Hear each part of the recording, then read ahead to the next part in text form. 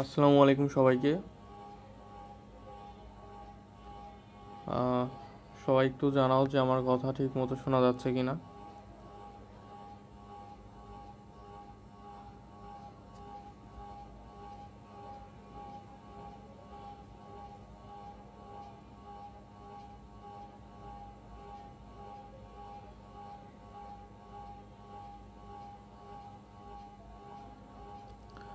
সবাই একটু জানাও যে আমার কথা ঠিক মতো শোনা যাচ্ছে কিনা। ওয়ালাইকুম আসসালাম।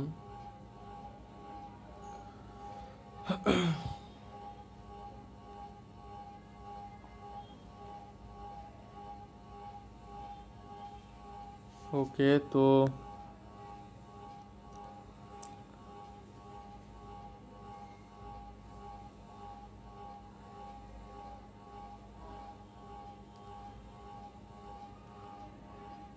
ওকে সবাইকে ওয়ালাইকুম আসসালাম। ওকে, সব যদি ক্লিয়ার থাকে তো চলো শুরু করি। আমি আজকে একটু অসুস্থ আর কি, ঠিক আছে। আমার একটু জ্বর আসছে, তো হয়তো একটু সাউন্ড জোরে কথা বলতে নাও পারি, ঠিক আছে। একটু কষ্ট করে বুঝাই না কেমন। আর হয়তো পুরো চ্যাপ্টারটা এক ক্লাসে শেষ করতে পারবো না। যদি ভালো লাগে তাহলে শেষ করব, আর যদি অসুস্থ তো যদি একটু খারাপ লাগে তাহলে হয়তো শেষ করব না, ঠিক আছে। তো যতটুকু পারি চেষ্টা করব, ঠিক আছে। তবে শেষ না হলেও ইনশাল্লাহ কালকে সকালে আর একটা ক্লাস দিয়ে শেষ করে দিব। ওকে, তো চলো শুরু করি। মানব জীবনের ধারাবাহিকতা, ঠিক আছে, যেটা মানে আমাদের প্র্যাকটিক্যাল লাইফের সাথে জড়িত আর কি অধ্যায়টা, ঠিক আছে। ওকে, তো এইখানে আসলে আমাদের জননতন্ত্র বা প্রজননতন্ত্র নিয়ে যত সব কথাবার্তা পড়াশোনা আর কি। ওকে, তো দেখো প্রথমে যেটা আছে সেটা হলো পুরুষ প্রজননতন্ত্র, ঠিক আছে। অ্যান্ড পুরুষ প্রজননতন্ত্র হোক বা স্ত্রী প্রজননতন্ত্র হোক, সবগুলাকে আসলে দুইটা ওকে, দেখো সবগুলাকে দুইটা ভাবে ভাগ করা হয়েছে, ঠিক আছে। একটা হলো আনুষাঙ্গিক আর একটা হলো মুখ্য, ঠিক আছে। তো এই যে দেখো প্রথমে যেটা আমরা পড়বো সেটা হলো শুক্রাশয়। সেটা কি ভাইয়া? সেটা হলো শুক্রাশয়, এবং শুক্রাশয় হলো মুখ্য জননাঙ্গ, ঠিক আছে। দেখো শুক্রাশয় কি? শুক্রাশয় হলো মুখ্য জননাঙ্গ, মুখ্য জননাঙ্গ। ওকে, আর বাকিগুলো সব কি? বাকিগুলো সব আনুষাঙ্গিক। তো আমাদের যেটা লাগবে যে শুক্রাশয়, আচ্ছা শুক্রাশয় কোনটা একটু দেখায় নি। দেখো এই যে এটা হলো শুক্রাশয়, ঠিক আছে। এটা হলো শুক্রাশয়। ওকে, তো দেখো শুক্রাশয়ের এখানে যেটা লাগবে সেটা হলো ভাইয়া শুক্রাশয়ের লম্বাই কত? 4 সেন্টিমিটার, ঠিক আছে। আলিম স্যারের বই আছে 4 থেকে 5 সেন্টিমিটার, ওইটাও একটু মনে রাখো। আর ওজন কত? ওজন হলো 10 থেকে 12 গ্রাম। ওজন কত? ওজন হলো 10 থেকে 12 গ্রাম। যারা ছেলেরা আসো চাইলে টেস্ট করে দেখতে পারো। ওকে, তারপরে দেখো এখানে একটা কথা বলছে যে প্রত্যেক শুক্রাশয়ের ভেতরে, ঠিক আছে, শুক্রাশয়ের ভেতরে 1000টি সূক্ষ্ম ও পেঁচানো কি থাকে? সেমিনিফেরাস নালিকা, ঠিক আছে। এই শুক্রাশয়ের ভেতরে একটা পেঁচানো নালিকা থাকে, সেটাকে বলা হয় সেমিনিফেরাস নালিকা। এবং কতটি? 1000টি, ঠিক আছে। এবং এই সেমিনিফেরাস নালিকাটা ইন্টারস্টিশিয়াল কোষ বা লেরিক কোষ, তোমরা তো ইন্টারস্টিশিয়াল কোষের নাম শুনছো এর আগে অবশ্যই, ঠিক আছে। ওই হাইড্রার ভেতরে পড়ছিল ইন্টারস্টিশিয়াল কোষ, তারপর আরও অনেক জায়গায় পড়ছো। তো এই ইন্টারস্টিশিয়াল কোষ বা লেরিক কোষ যেটাকে বলা হয়, ঠিক আছে, কোষের ভেতরে ডুবানো থাকে।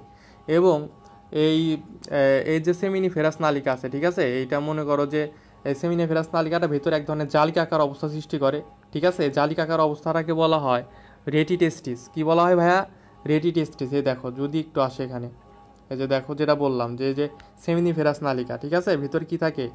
1000টি সূক্ষ্ম সেমিনিফেরাস নালিকা থাকে এবং এগুলো কোন কোষে ডুবানো থাকে? ইন্টারস্টিশিয়াল কোষ বা লেডিক কোষে ডুবানো থাকে, ঠিক আছে।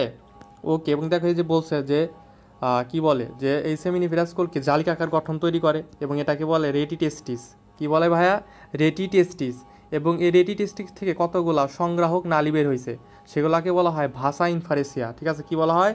ভাষা ইনফারেন্সিয়া। এবং এগুলা 4 থেকে 6 মিলিমিটার লম্বা, 4 থেকে 6 মিলিমিটার লম্বা এই ভাষা ইনফারেন্সিয়াগুলা, বুঝছো? ওকে, তো এই যে আমরা কি পাইলাম? প্রথমে পাইলাম হলো সেমিনিফেরাস নালিকা, ঠিক আছে। আমরা শুক্রাশয়ের ভিতরে প্রথমে কি পাইলাম? সেমিনিফেরাস নালিকা। এই সেমিনিফেরাস নালিকা জালিকাকার গঠন করলো, সেটাকে বললাম রেটিটেস্টিস।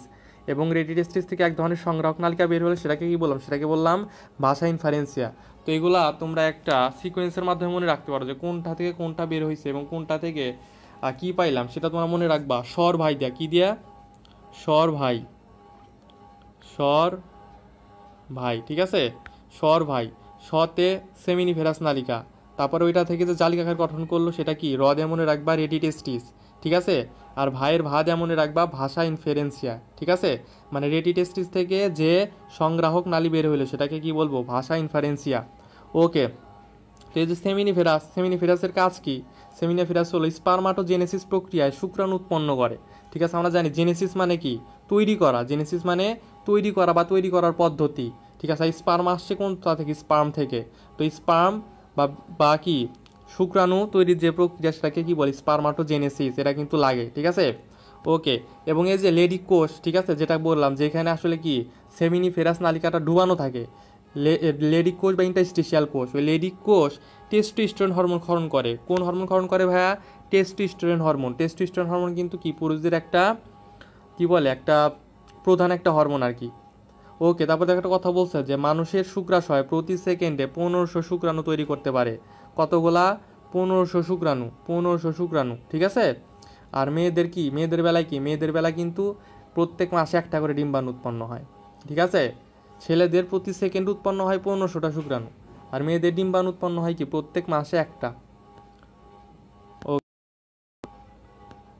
তো দেখো এখন আমরা তো যেটা পড়লাম, প্রথমে বললাম শুক্রাশয়, ওটা কি ছিল? ওটা ছিল মুখ্য জননাঙ্গ। আর এখন যেগুলো পড়বো সেগুলো কি? সব গৌণ, ঠিক আছে। এখন দেখো বা গৌণ বা কি আনুষাঙ্গিক। ওকে, তো এখন যেটা দেখবো সেটা হলো এপিডিডাইমিস। কি ভাইয়া? এপিডিডাইমিস। ওকে, এপিডিডাইমিস কোনটা? দেখো এই যে চিত্র দেখতেছো না, এই যে চিত্র, এপিডিডাইমিস, ঠিক আছে। এখন দেখো এই যে এপিডিডাইমিস কোনটা? এই যে শুক্রাশয় থেকে দেখো এই যে একটা সুতার মতো জিনিস বের হয়েছে, ঠিক আছে। এটাকে বলতেছে এপিডিডাইমিস, ঠিক আছে। এটাকে কি বলতেছে? এটাকে বলতেছে এপিডিডাইমিস। এবং এই সুতার মতো জিনিসগুলো জানো যে তোমরা কি লম্বায় অনেক বেশি হয়, সুতার মতো জিনিস পেঁচা টেঁচা থাকে, ঠিক আছে।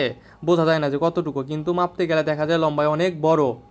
তো এই যে সুতার মতো এপিডিডাইমিস, এটা হলো লম্বায় 4 থেকে 6 মিটার, 4 থেকে 6 মিটার, ঠিক আছে। 4 থেকে 6 মিটার। এই যে উপর অবশ্য আছে, এই যে দেখো এই যে 4 থেকে 6 মিটার, ঠিক আছে।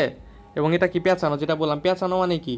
4 থেকে 6 মিটার মানে কিন্তু অনেক বড়, not centimetre, not millimetre, metre বোঝা লাগবে কিন্তু। এবং এই যে এপিডিডাইমিস, ঠিক আছে, এই যে সুতার মতো যেটা দেখতেছো, এটা 3টা অংশ ভাগ করছে, দেখো একটা হলো মস্তক, দেহ, লেজ, ঠিক আছে।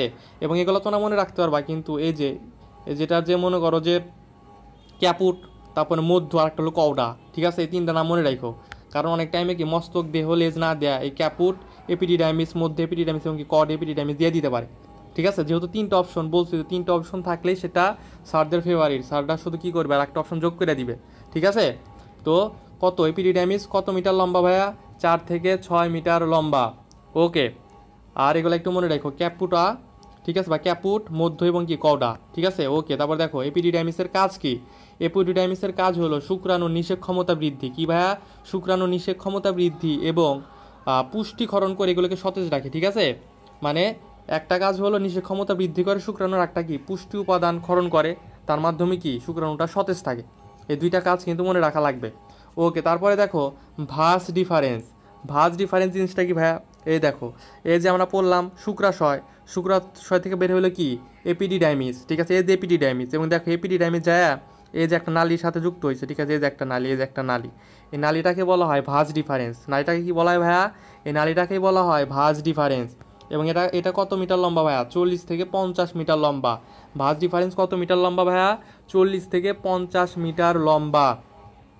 ওকে, দেখো তারপরে কি বলছে যে মূত্রনালী অতিক্রম করার পরে অ্যাম্পুলা নামক একটি মাকু আকৃতির, এখানে শুধু মনে রাখবা যে অ্যাম্পুলার আকৃতিটা কেমন, অ্যাম্পুলা মাকু আকৃতির, ঠিক আছে, অ্যাম্পুলা কোন আকৃতির? অ্যাম্পুলা মাকু আকৃতির, ঠিক আছে। ওকে, তারপরে দেখো এখানে কি বলছে। আচ্ছা, তাহলে যেটা বললাম যে ভাঁজ ডিফারেন্স, ঠিক আছে, ভাঁজ ডিফারেন্সের কাজটা কি দেখো, কাজটা কি বলছে যে প্রধান কাজ হচ্ছে সঙ্গমের সময় দ্রুত শুক্রাণু পরিবহন করা, ঠিক আছে। দেখো এটা মনে রাখা কিন্তু সহজ, কঠিন না, ঠিক আছে। কেমনে সহজ ভাইয়া? দেখো এই যে আমরা জানি শুক্রাণু তৈরি হইতেছে কোথায়? শুক্রাণু তৈরি হইতেছে ভাইয়া শুক্রাশয়ের ভেতরে, ঠিক আছে, শুক্রাশয়ের ভিতরে শুক্রাণু তৈরি হইতেছে, এবং শুক্রাণু তো শুক্রাশয় থেকে এপিডিডাইমিস দিয়ে বের হয়ে তো এই রাস্তা দিয়ে যাবে, ঠিক আছে। এখন এই রাস্তা দিয়ে যেহেতু যাবে, মানে সে ভাঁজ ডিফারেন্স দিয়ে যাবে, ঠিক আছে, ভাঁজ ডিফারেন্স দিয়ে যাবে, তো এই রাস্তার কাজ কি? শুক্রাণুটাকে তাড়াতাড়ি পৌঁছায় দেওয়া, ঠিক আছে। তো আমার কি রাস্তাটারই কাজ কি? শুক্রাণুটাকে দ্রুত পরিবহন করা। ওকে, তারপরে যেটা বলছে দেখো সেমিনাল ভেসিকল, কি বলছে ভাইয়া? সেমিনাল ভেসিকল, দেখো এই যে উপরে আসো, এই যে সেমিনাল ভেসিকল, ঠিক আছে, সেমিনাল ভেসিকল দেখছো। এখন সেমিনাল ভেসিকল জিনিসটা কি ভাইয়া? এখন সেমিনাল ভেসিকলের ভিতরে আসলে বীর্য উৎপন্ন হয়। কি উৎপন্ন হয় ভাইয়া? বীর্য, বীর্য বা সিমেন, ঠিক আছে, সিমেন উৎপন্ন হয়, বীর্য বা সিমেন। ওকে, তো আলটিমেটলি হয় কি দেখো, এই যে অনেকে মনে করে যে বীর্যের সাথেই হয়তো শুক্রাণু থাকে, শুক্রাণু এবং বীর্য একসাথে থাকে না ভাইয়া। এই জায়গায় আমাদের শুক্রাণুটা তৈরি হইলো, ঠিক আছে, আমাদের শুক্রাশয় শুক্রাণুটা তৈরি হইলো, এবং এটাই যে এখান দিয়ে আসলো, ঠিক আছে, এখান দিয়ে আসলো, এবং আসার পরে এই যে এটা আছে, এটার নাম কি ভাইয়া? Seminal vesicle. সেমিনাল ভেসিকল থেকে আমরা বীর্য পাইলাম, এই বীর্য আর এই যেখান থেকে যে আসলো শুক্রাণু, দুইটা মিলা গেল, ঠিক আছে, মিলে তারপর কি বীর্যের সাথে শুক্রাণু দুইটা মিক্স হয়, তারপরে এখান দিয়ে বাইরে বের হয়, ঠিক আছে, বুঝতে পারছো কিনা? তো সেমিনাল ভেসিকল থেকে আমরা কি পাই? আমরা বীর্য পাই, ঠিক আছে, বীর্য বা সিমেন্ট পাই। দেখো এই যেখানে যদি পড়ো, দেখো এই যে সেমিনাল ভেসিকল, ঠিক আছে। এখানে কাজটা দেখো কি বলছে, যে এই যেখানে কি বলছে দেখো, শুক্রাণু ধারণ করার জন্য পিচ্ছিল সান্দ্র সেমিনাল তরল ক্ষরণ করে, ঠিক আছে, যার কি 70% কি 70% বীর্য বা সিমেন্ট, ঠিক আছে। তার মানে কি বীর্য ধারণ করে সেমিনাল ভেসিকল, ঠিক আছে। ওকে, এবং এখানে একটা কথা বলছে যে বীর্যের প্রধান উপাদান কি কি, এগুলা লাগবে, 100% লাগবে। দেখো প্রোস্টাগ্ল্যান্ডিন, ফ্রুক্টোজ, সাইট্রেট এবং কি ইনোসিল, ঠিক আছে, এই নামগুলা লাগবে, এই নামগুলা লাগবে, ঠিক আছে। ইনোসিল, ফ্রুক্টোজ এবং কি সাইট্রেট, এগুলো একটু মনে রাখো, ঠিক আছে। ওকে, তাহলে এগুলো কিন্তু বীর্যের প্রধান উপাদান। ওকে, তারপরে দেখো বলছে ক্ষেপণ নালী, ক্ষেপণ নালী, ঠিক আছে, ক্ষেপণ নালী কোনটা ভাইয়া? দেখো আমি যদি একটু বলি, দেখো এই যে আমরা কি সেমিনাল ভেসিকল থেকে বীর্য পাইলাম, এখান থেকে আসছিল শুক্রাণু, আর এখান থেকে পাইলাম বীর্য, দুইটা এক হইলো, এবং এই যে এটুকু রাস্তা দেখতেছো না, এই যেটুকু রাস্তা, এটুকু রাস্তাকে বলতেছে ক্ষেপণ নালী, ঠিক আছে। এবং এই ক্ষেপণ নালীটা 19 মিলিমিটার লম্বা। কত মিলিমিটার লম্বা ভাইয়া? 19 মিলিমিটার লম্বা। এই যে দেখো বলছে কত মিলিমিটার? 19 মিলিমিটার লম্বা। এটাকে বলে কি ভাই? ক্ষেপণ নালী, ঠিক আছে। এবং এই ক্ষেপণ নালীটা প্রোস্টেট গ্রন্থির মধ্য দিয়ে প্রসারিত। প্রশ্ন আসতে পারে প্রোস্টেট গ্রন্থির মধ্য দিয়ে প্রসারিত নালী কোনটি? অ্যান্সার কি ভাই? অ্যান্সার হলো ক্ষেপণ নালী। এবং এই ক্ষেপণ নালী কোথায় যা মিলিত হয়েছে ভাইয়া? ইউরেথ্রা বা মূত্রনালীতে, ঠিক আছে, ইউরেথ্রা বা মূত্রনালীতে মিলিত হয়েছে।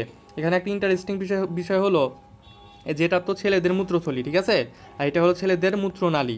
তো দেখবা যে ছেলেদের মনে করো যে যেখান দিয়ে যে রাস্তা দিয়ে মূত্র বের হয়, ঠিক আছে, আলটিমেটলি কিন্তু সেই রাস্তা দিয়ে বীর্য বের হয়, ঠিক আছে, বীর্য এবং মূত্র এক রাস্তা দিয়ে বের হয়, আলাদা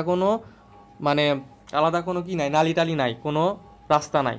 কিন্তু মেয়েদের ক্ষেত্রে মানে মনে করো যে কি বলে যে মূত্রের রাস্তাটা আলাদা, এবং কি আর কি হ্রদচক্র যেটা আছে ওইটা রাস্তাও আলাদা, ঠিক আছে, এটা আমরা পড়বো একটু পরে, দেখবো, সমস্যা নাই। ওকে, তো যেটা বলতেছিলাম, ঠিক আছে, যে ক্ষেপণ নালী কোনটা ভাইয়া? ওই যে এই যে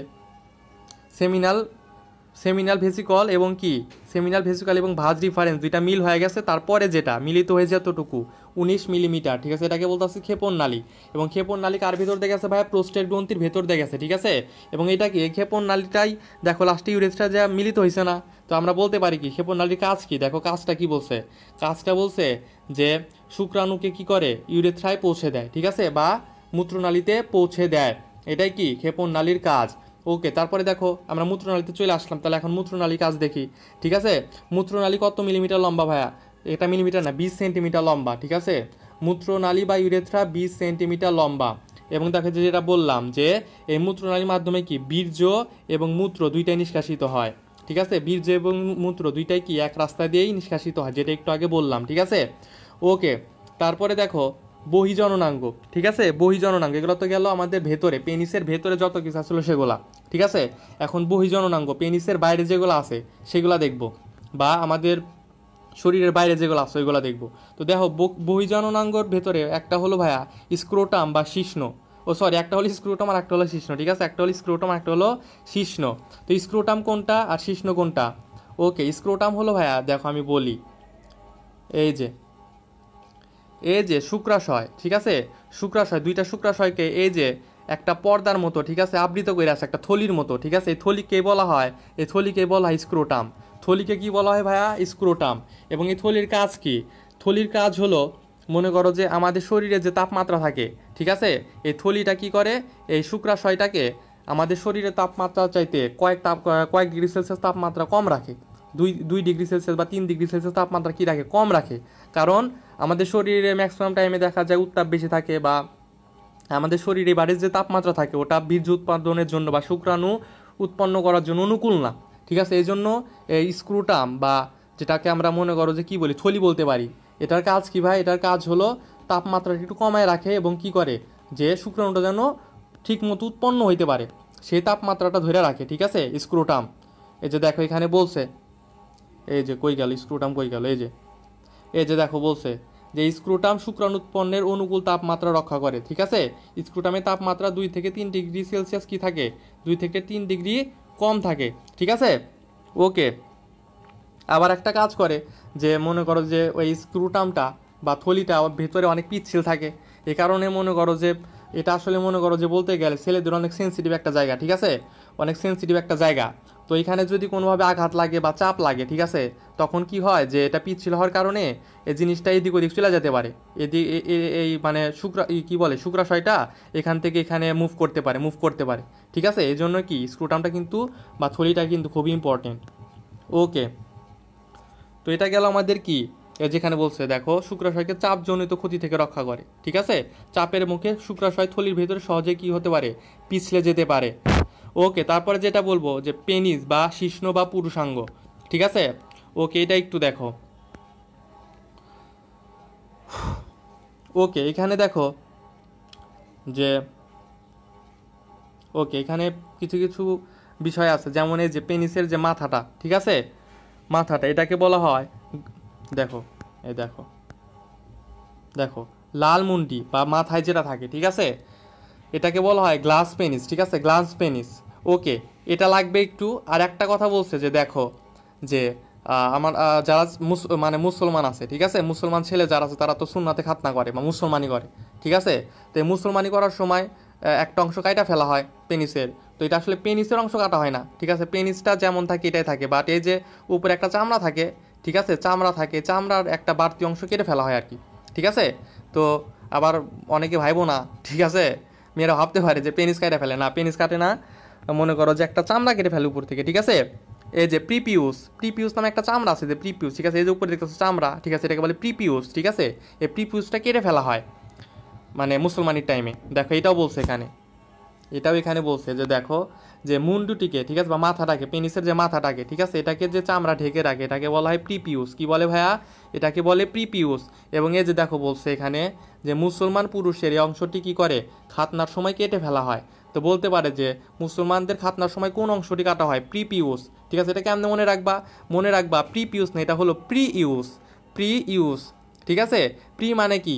আগে, ইউজ মানে কি? ব্যবহার। তার মানে মনে রাখবা যে জিনিসটা আগে ব্যবহার করা হইতো এখন ব্যবহার করা হয় না, এখন কাইটা ফালাই দেওয়া হয়েছে, ঠিক আছে, এখন ইউজ করা হয় না, তার মানে একশোটার নাম কি? প্রিপিউস। ওকে, এভাবে মনে রাখতে পারো। এবং দেখো বলছে যে শিশ্ন দুই ধরনের টিস্যুতে গঠিত। কয় ধরনের টিস্যুতে গঠিত ভাইয়া? 2 ধরনের টিস্যুতে গঠিত। দেখো একটা হলো কি কর্পোরা ক্যাভার্নোসা, একটা হলো কি কর্পোরা স্পঞ্জিওসাম, ঠিক আছে। এবং একটা কথা মনে রাখো যে পেনিসে, ঠিক আছে, কোনো কি নাই, চর্বি নাই। পেনিসে কি নাই ভাইয়া? পেনিসে কোনো চর্বি নাই। ওকে, তারপরে দেখো যেটা পড়বো সেটা হলো জনন গ্রন্থি। কি পড়বো ভাইয়া?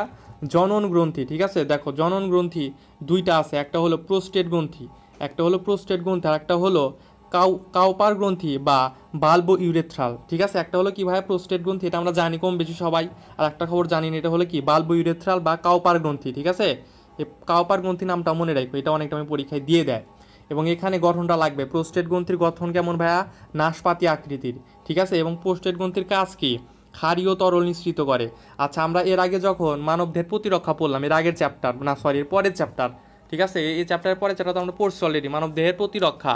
তো মানবদেহের প্রতিরক্ষা যখন পড়লাম তখন আমি পড়াইছিলাম না যে মেয়েদের জননাঙ্গে বা যোনির ভেতরে কি থাকে, ওইখানে কিছু ব্যাকটেরিয়া থাকে যেগুলো কি অ্যাসিডিক পরিবেশ তৈরি করে। মানে তাহলে মেয়েদের কি জননাঙ্গের ভেতরে একটা অ্যাসিডিক পরিবেশ।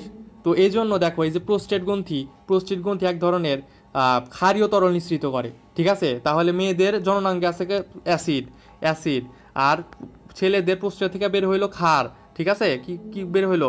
ক্ষার বা বেজ, ঠিক আছে। তো এই যে বেজ এবং অ্যাসিড, ক্ষার এবং কি বলে যে অম্ল, দুইটা কি বিক্রিয়া করে প্রশমিত হয়ে যাবে না যখন দুইটা এক হবে? সেটাই বলছে যে এই যে প্রোস্টেট গ্রন্থি থেকে কি নিঃসৃত হয়? ক্ষারীয় তরল নিঃসৃত হয়। আমরা কি জানি, যেখানে বলছে দেখো যে যোনির ভেতরে অম্লীয় পরিবেশকে কি করে? প্রশমিত করে, ঠিক আছে। এবং তার ফলে কি হয়? শুক্রাণু বেঁচে থাকতে পারে। কিন্তু এখন যদি এই ক্ষারটা বের না হইতো তখন কি হইতো ভাইয়া? তখন জানোই যে মেয়েদের জননাঙ্গের ভিতরে একটা অ্যাসিডিক পরিবেশ, তখন যখন শুক্রাণুটা যাইতো, শুক্রাণুটা তো কি অ্যাসিডের ঠেলায় মরে যাইতো, ঠিক আছে। এই জন্য কি ওই জায়গাটা প্রশমিত করা দরকার, সেটাই বলছে। ওকে, তারপরে যেটা পড়বো সেটা হলো ভাইয়া বাল্ব বা ইউরেথ্রাল বা কাউপার গ্রন্থি, ঠিক আছে। কাউপারের গ্রন্থি, দেখো তাহলে কাউপারের গ্রন্থির কাজ পড়বা। কাউপারের গ্রন্থির কাজ কি ভাই? পিচ্ছিল পদার্থ, মিউকাস মানে পিচ্ছিল পদার্থ, ঠিক আছে। এটা কি করে? যোনিপথকে পিচ্ছিল রাখে, ঠিক আছে। ওকে, এটা একটু মনে রাখো। প্রোস্টেট গ্রন্থির কাজ এবং বাল্বা ইউরেথ্রালের কাজ, ঠিক আছে। প্যাঁচ লাগায়ও না, ঠিক আছে, প্যাঁচ লাগায়ও না। ওকে, তারপরে দেখো প্রজননতন্ত্রের হরমোনাল ক্রিয়া, ঠিক আছে। অনেক রকমের হরমোন আছে, কোন হরমোন কি কাজ করে সেটা আমরা দেখব, ঠিক আছে। এই যে দেখো প্রথমে যেটা আছে গোনাডোট্রফিন রিলিজিং হরমোন, ঠিক আছে। বা দেখো এটা যদি সংক্ষেপটা নাম দেখো, সংক্ষেপ নামটা দেখো GnRH। দেখো আর সবগুলা নামই কিন্তু ছোট ছোট। দেখো এটা 3 অক্ষরের, ঠিক আছে। মানে সংক্ষেপ করলে FSH মানে কি ফলিকল স্টিমুলেটিং হরমোন। তারপরে LH লুটিনাইজিং হরমোন, ঠিক আছে। LTH, ঠিক আছে, লুটিওট্রফিক হরমোন। মানে সবগুলা দেখবা 2 অক্ষরের অথবা 3 অক্ষরে, কিন্তু এই একটাই 4 অক্ষরের, ঠিক আছে, মানে বড়। তার মানে বুঝবা এই যে বড় যেটা নাম গোনাডোট্রফিক রিলিজিং হরমোন, ওর কাজ হলো অন্যান্য ছোট ছোট হরমোনগুলোকে নিয়ন্ত্রণ করা। দেখো এখানে যদি একটু পড়ো যে এটা কি করে ভাইয়া, দেখো যে স্টিমুলেটিং হরমোন, লুটিনাইজিং হরমোন, ঠিক আছে, এগুলো কি করে। তারপরে এই যে টেস্টোস্টেরন হরমোন মাত্রা কি করে? নিয়ন্ত্রণ করে, ঠিক আছে। ওর কাজ কি? অন্যান্য হরমোনকে নিয়ন্ত্রণ করা। এবং আর একটা ইম্পর্টেন্ট যেটা লাগবে যে গোনাডোট্রফিন হরমোন কোন জায়গা থেকে নিঃসৃত হয়? সেটা হয় ভাইয়া মস্তিষ্কের হাইপোথ্যালামাস থেকে। ওকে, তারপর আর একটা ট্রিক্স বলি, সেটা হলো দেখো এই যে follicle stimulating hormone, luteinizing hormone, luteotrophic hormone, দেখো এটারও ল আছে, ফলিকলেরও ল আছে, আর কোনোটারও কিন্তু ল নাই, ঠিক আছে। এটারও ল নাই, এটারও ল নাই, এটারও ল নাই, এটারও ল নাই, ঠিক আছে। যে তিনটার নামের সাথে ল আছে তিনটাই দেখো পিটুইটারি গ্রন্থি থেকে নিঃসৃত। কই থেকে ভাইয়া? পিটুইটারি গ্রন্থি। এটাও পিটুইটারি গ্রন্থি, এটাও পিটুইটারি গ্রন্থি, এটাও কি পিটুইটারি গ্রন্থি, ঠিক আছে। ওকে, দেখো তারপরে যেটা আছে যে গোনাডোকর্ডিয়েট, ঠিক আছে। গোনাডোকর্ডিয়েট, এই যে গোনাডোট্রফিন কোথায় ছিল ভাইয়া? মস্তিষ্কের হাইপোথ্যালামাস। তাহলে গোনাডোকর্ডিয়েট কোথায় হবে? গোনাডোকর্ডিয়েট কিন্তু মধ্যেও মস্তিষ্কের হাইপোথ্যালামাস হবে না, বরং গোনাডোকর্ডিয়েট কোথায় হবে ভাইয়া? অ্যাড্রিনাল গ্রন্থি। কোথায় ভাইয়া? অ্যাড্রিনাল গ্রন্থি। এবং বাদ বাকি যত আছে সবগুলা দেখবা শুক্রাশয় থেকে নিঃসৃত হয়। সবগুলা কই থেকে ভাইয়া? সবগুলা শুক্রাশয় থেকে নিঃসৃত হয়, মনে রাখো। ওকে, তারপরে দেখো আর কিছু লাগবে এখানে, সেটা হলো যে এই যে ফলিকল স্টিমুলেটিং হরমোন, ঠিক আছে। এটা কি করে ভাইয়া? এটা শুক্রাণু জনন ঘটায়। বাকি স্পারমাটোজেনেসিস প্রক্রিয়া কি করে? হরমোন শুক্রাণু উৎপন্ন করায় ত্বরান্বিত করে। ঠিক আছে। তারপরে দেখো যেটা আছে যে লুটিনাইজিং হরমোন, ঠিক আছে। লুটিনাইজিং হরমোন এটা কি করে ভাই, এটা টেস্টোস্টেরন হরমোন ক্ষরণ বৃদ্ধি করে। কি করে ভাই, টেস্টোস্টেরন হরমোন ক্ষরণ কি করে, বৃদ্ধি করে। তাছাড়া দেখবে বাদ বাকিগুলো সবগুলা সেম কাজ, গৌণ জননাঙ্গের বিকাশ। এই যে দেখো গৌণ জননাঙ্গের বিকাশ, এই যে কি গৌণ জননাঙ্গের বিকাশ, গৌণ জননাঙ্গের বিকাশ, ঠিক আছে। এই তো এই যে গৌণ জননাঙ্গের বিকাশ, ঠিক আছে, সেম কাজ। এবং দেখো এই যে লাস্টে একটা আছে ইনহিবিন হরমোন, ঠিক আছে, নামটাই আজব, ইনহিবিন, ঠিক আছে।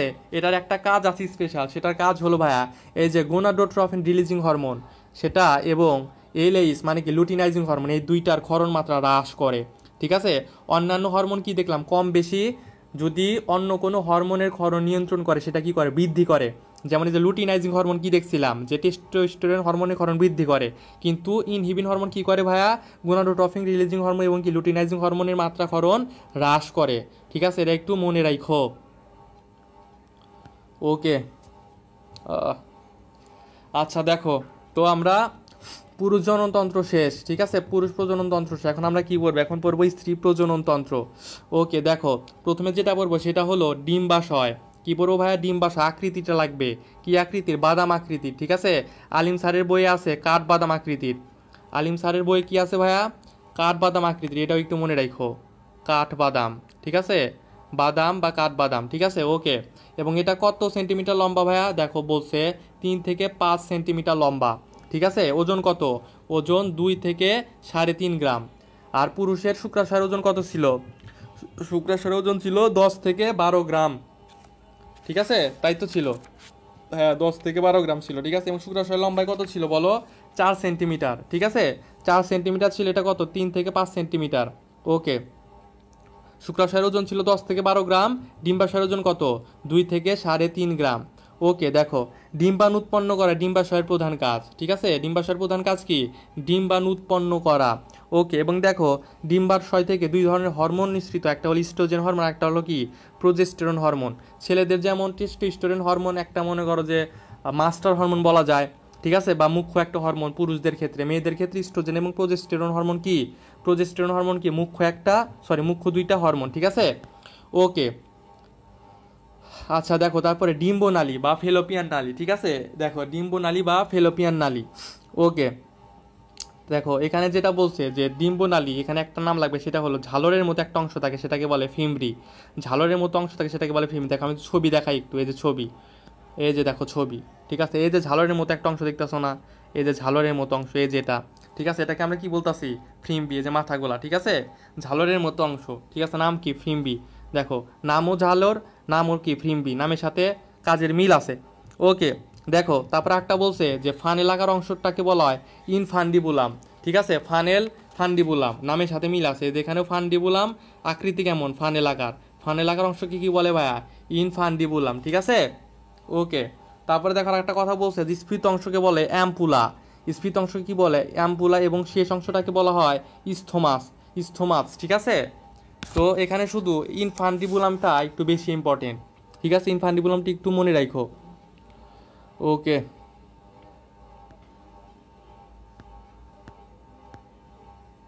দেখো এখানে একটা কথা বলছে, এই যে দেখো, যে তারপর আসি আমরা জরায়ুতে, ঠিক আছে, জরায়ুতে আসি। দেখো জরায়ুতে কি বলছে, জরায়ুর প্রাচীর 3 স্তর বিশিষ্ট। একটা হলো পেরিমেটিয়াম, ঠিক আছে, বা বাইরের স্তর, মায়োমেটিয়াম বা কি মধ্য স্তর, ঠিক আছে। আর একটা হলো কি, একটা হলো অ্যান্ডোমার্টিয়াম বা অন্তস্থ, ঠিক আছে। এগুলো মোটামুটি আমরা জানি, এপি মানে বাইরে, মায়ো মানে মধ্যে, অ্যান্ডো মানে ভেতরে, এগুলো আমরা মোটামুটি জানি, ঠিক আছে। শুধু মেট্রিয়ামটা মনে রাখো। ওকে দেখো, জরায়ুর উপরে গম্বুজাকৃতির অংশটাকে বলে কি বলে, ফান্ডাস, ঠিক আছে। ফান্ডাস আমরা কোথায় পড়ছিলাম বলো তো, কোথায় পড়ছো আরে ফান্ডাস, বলো তো দেখি, কেউ জানো কি না।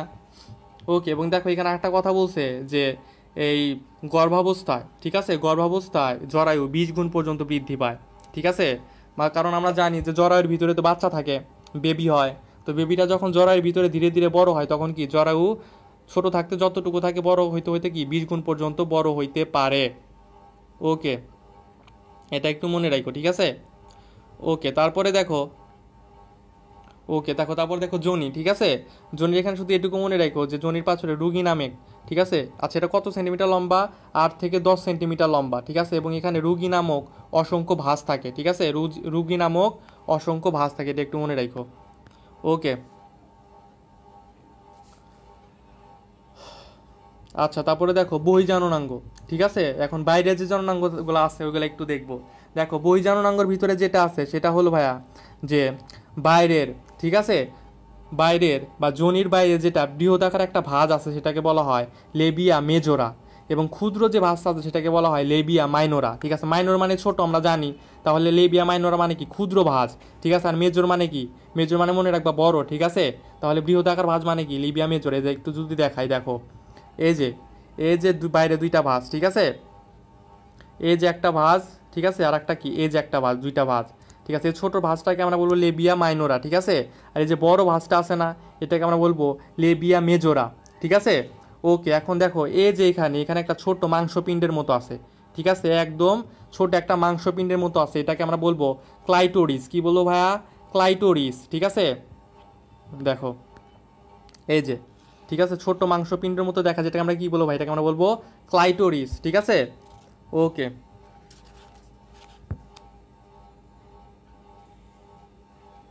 এবং এই যে লেবিয়া মেজোরা এবং লেবিয়া মাইনোরা দুইটাকে একসাথে বলা হয় ভালবা। ঠিক আছে, দুইটাকে একসাথে কি বলা হয় ভাইয়া? দুইটাকে একসাথে বলা হয় ভালবা। ঠিক আছে, একটু মনে রাখো। ওকে, তারপরে দেখো স্ত্রী প্রজনন তন্ত্রের হরমোনাল ক্রিয়া কি দেখবো ভাই? এখন হরমোনাল ক্রিয়া। ঠিক আছে, ওকে। দেখো হরমোনাল ক্রিয়া যদি একটু দেখি, যে দেখো এই যে হাইপোথ্যালামাস থেকে কোনটা নিঃসৃত হয়? বা গোনাডোট্রপিন রিলিজিং হরমোন। ঠিক আছে, যেটা বললাম ওর কাজে অন্যান্য হরমোনকে কি করা? নিয়ন্ত্রণ করা। যে কি বলছে দেখো, লুটিনাইজিং হরমোন, ঠিক আছে, তারপর ফলিকল স্টিমুলেটিং হরমোন, এগুলা কি করে? নিঃসৃত করে বা নিয়ন্ত্রণ করে। ঠিক আছে, তারপরে দেখো এখানে বলছে যে এই যে এফএসএইচ। এফএসএইচ মানে কি বলো তো? এফএসএইচ মানে ফলিকল স্টিমুলেটিং হরমোন। ঠিক আছে, এটা কি করে? ডিম্বাশয়ের ডিম্বথলিকে ইস্ট্রোজেন হরমোন নিঃসরণ উদ্দীপ্ত করে। ঠিক আছে, এটা একটু মনে রাখো যে ফলিকল স্টিমুলেটিং হরমোন কি করে? ইস্ট্রোজেন হরমোন নিয়ন্ত্রণ করে। ঠিক আছে, ইস্ট্রোজেন হরমোন নিয়ন্ত্রণ করে। তারপরে ইস্ট্রোজেন হরমোন কি করবে? ঠিক আছে, ইস্ট্রোজেন হরমোন মনে করো যে জরায়ুকে স্বাভাবিক অবস্থায় ফিরে আনতে এই করে। আচ্ছা, এটা লাগবে না। তারপরে দেখো যে লুটিনাইজিং হরমোন। ঠিক আছে, লুটিনাইজিং হরমোন কি করে ভাইয়া? দেখো প্রোজেস্টেরন হরমোন নিয়ন্ত্রণ করে। ঠিক আছে, লুটিনাইজিং হরমোন কাকে নিয়ন্ত্রণ করে ভাইয়া? Progesterone hormone.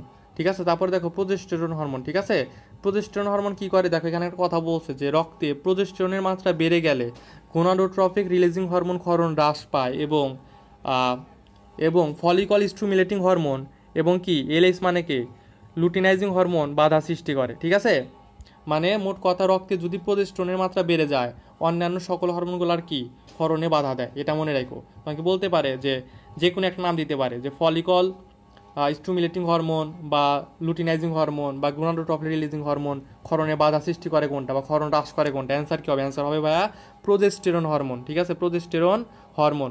মনে রাখবা প্রোজেস্ট মানে কি প্রোটেস্ট করতেছে, এরকম ভাবে মনে রাখতে পারো। ঠিক আছে, প্রোটেস্ট করা মানে কি আটকানো। ঠিক আছে, প্রোজেস্ট মানে প্রোজেস্ট না মনে রাখবা যে প্রোটেস্ট, প্রোটেস্ট মানে প্রোজেস্ট। তাহলে প্রোজেস্টেরন হরমোন কি করে? অন্যান্য হরমোনকে হ্রাস করে বা বাধা দেয়। ওকে, তারপরে দেখো ডিম্বাশয় বমরা থেকে কি হরমোন নিঃসৃত হয় ভাইয়া? Relaxin hormone. দেখো নামটাই কি রিল্যাক্স না? রিল্যাক্স। এটা কি করে জানো? যখন বাচ্চা প্রসব করে, কোনো মেয়ে বাচ্চা প্রসব করে, তখন পেশি মানে শ্রোণী দেশের যে, ঠিক আছে, মানে ওই অঞ্চলে যে পেশিগুলো আছে, লিগামেন্টগুলো আছে, ওইগুলাকে কি করে? প্রসারণগুলো সহজ করে, প্রসারণ ঘটাইতে সহজ করে, সাহায্য করে। ঠিক আছে, মানে রিল্যাক্সে যেন বাচ্চাটা প্রসব করতে পারে, সেটাই বলছে। রিল্যাক্সিন হরমোনের কাজ কি? সহজে পেশির প্রসারণ ঘটে কি রিল্যাক্সের সাথে বাচ্চা প্রসব করানো, এটাই রিল্যাক্সিন হরমোনের কাজ। ঠিক আছে, ওকে। তারপরে দেখো বলছে যে অক্সিটোসিন হরমোন। ঠিক আছে, অক্সিটোসিন হরমোন কি করে ভাইয়া? জরায়ুর সংকোচন ঘটায়। কি ঘটায় ভাইয়া? জরায়ুর সংকোচন ঘটায়। ওকে, আচ্ছা আচ্ছা, একটু ওয়েট করো, মাথা ব্যথা করতেছে তো একটু।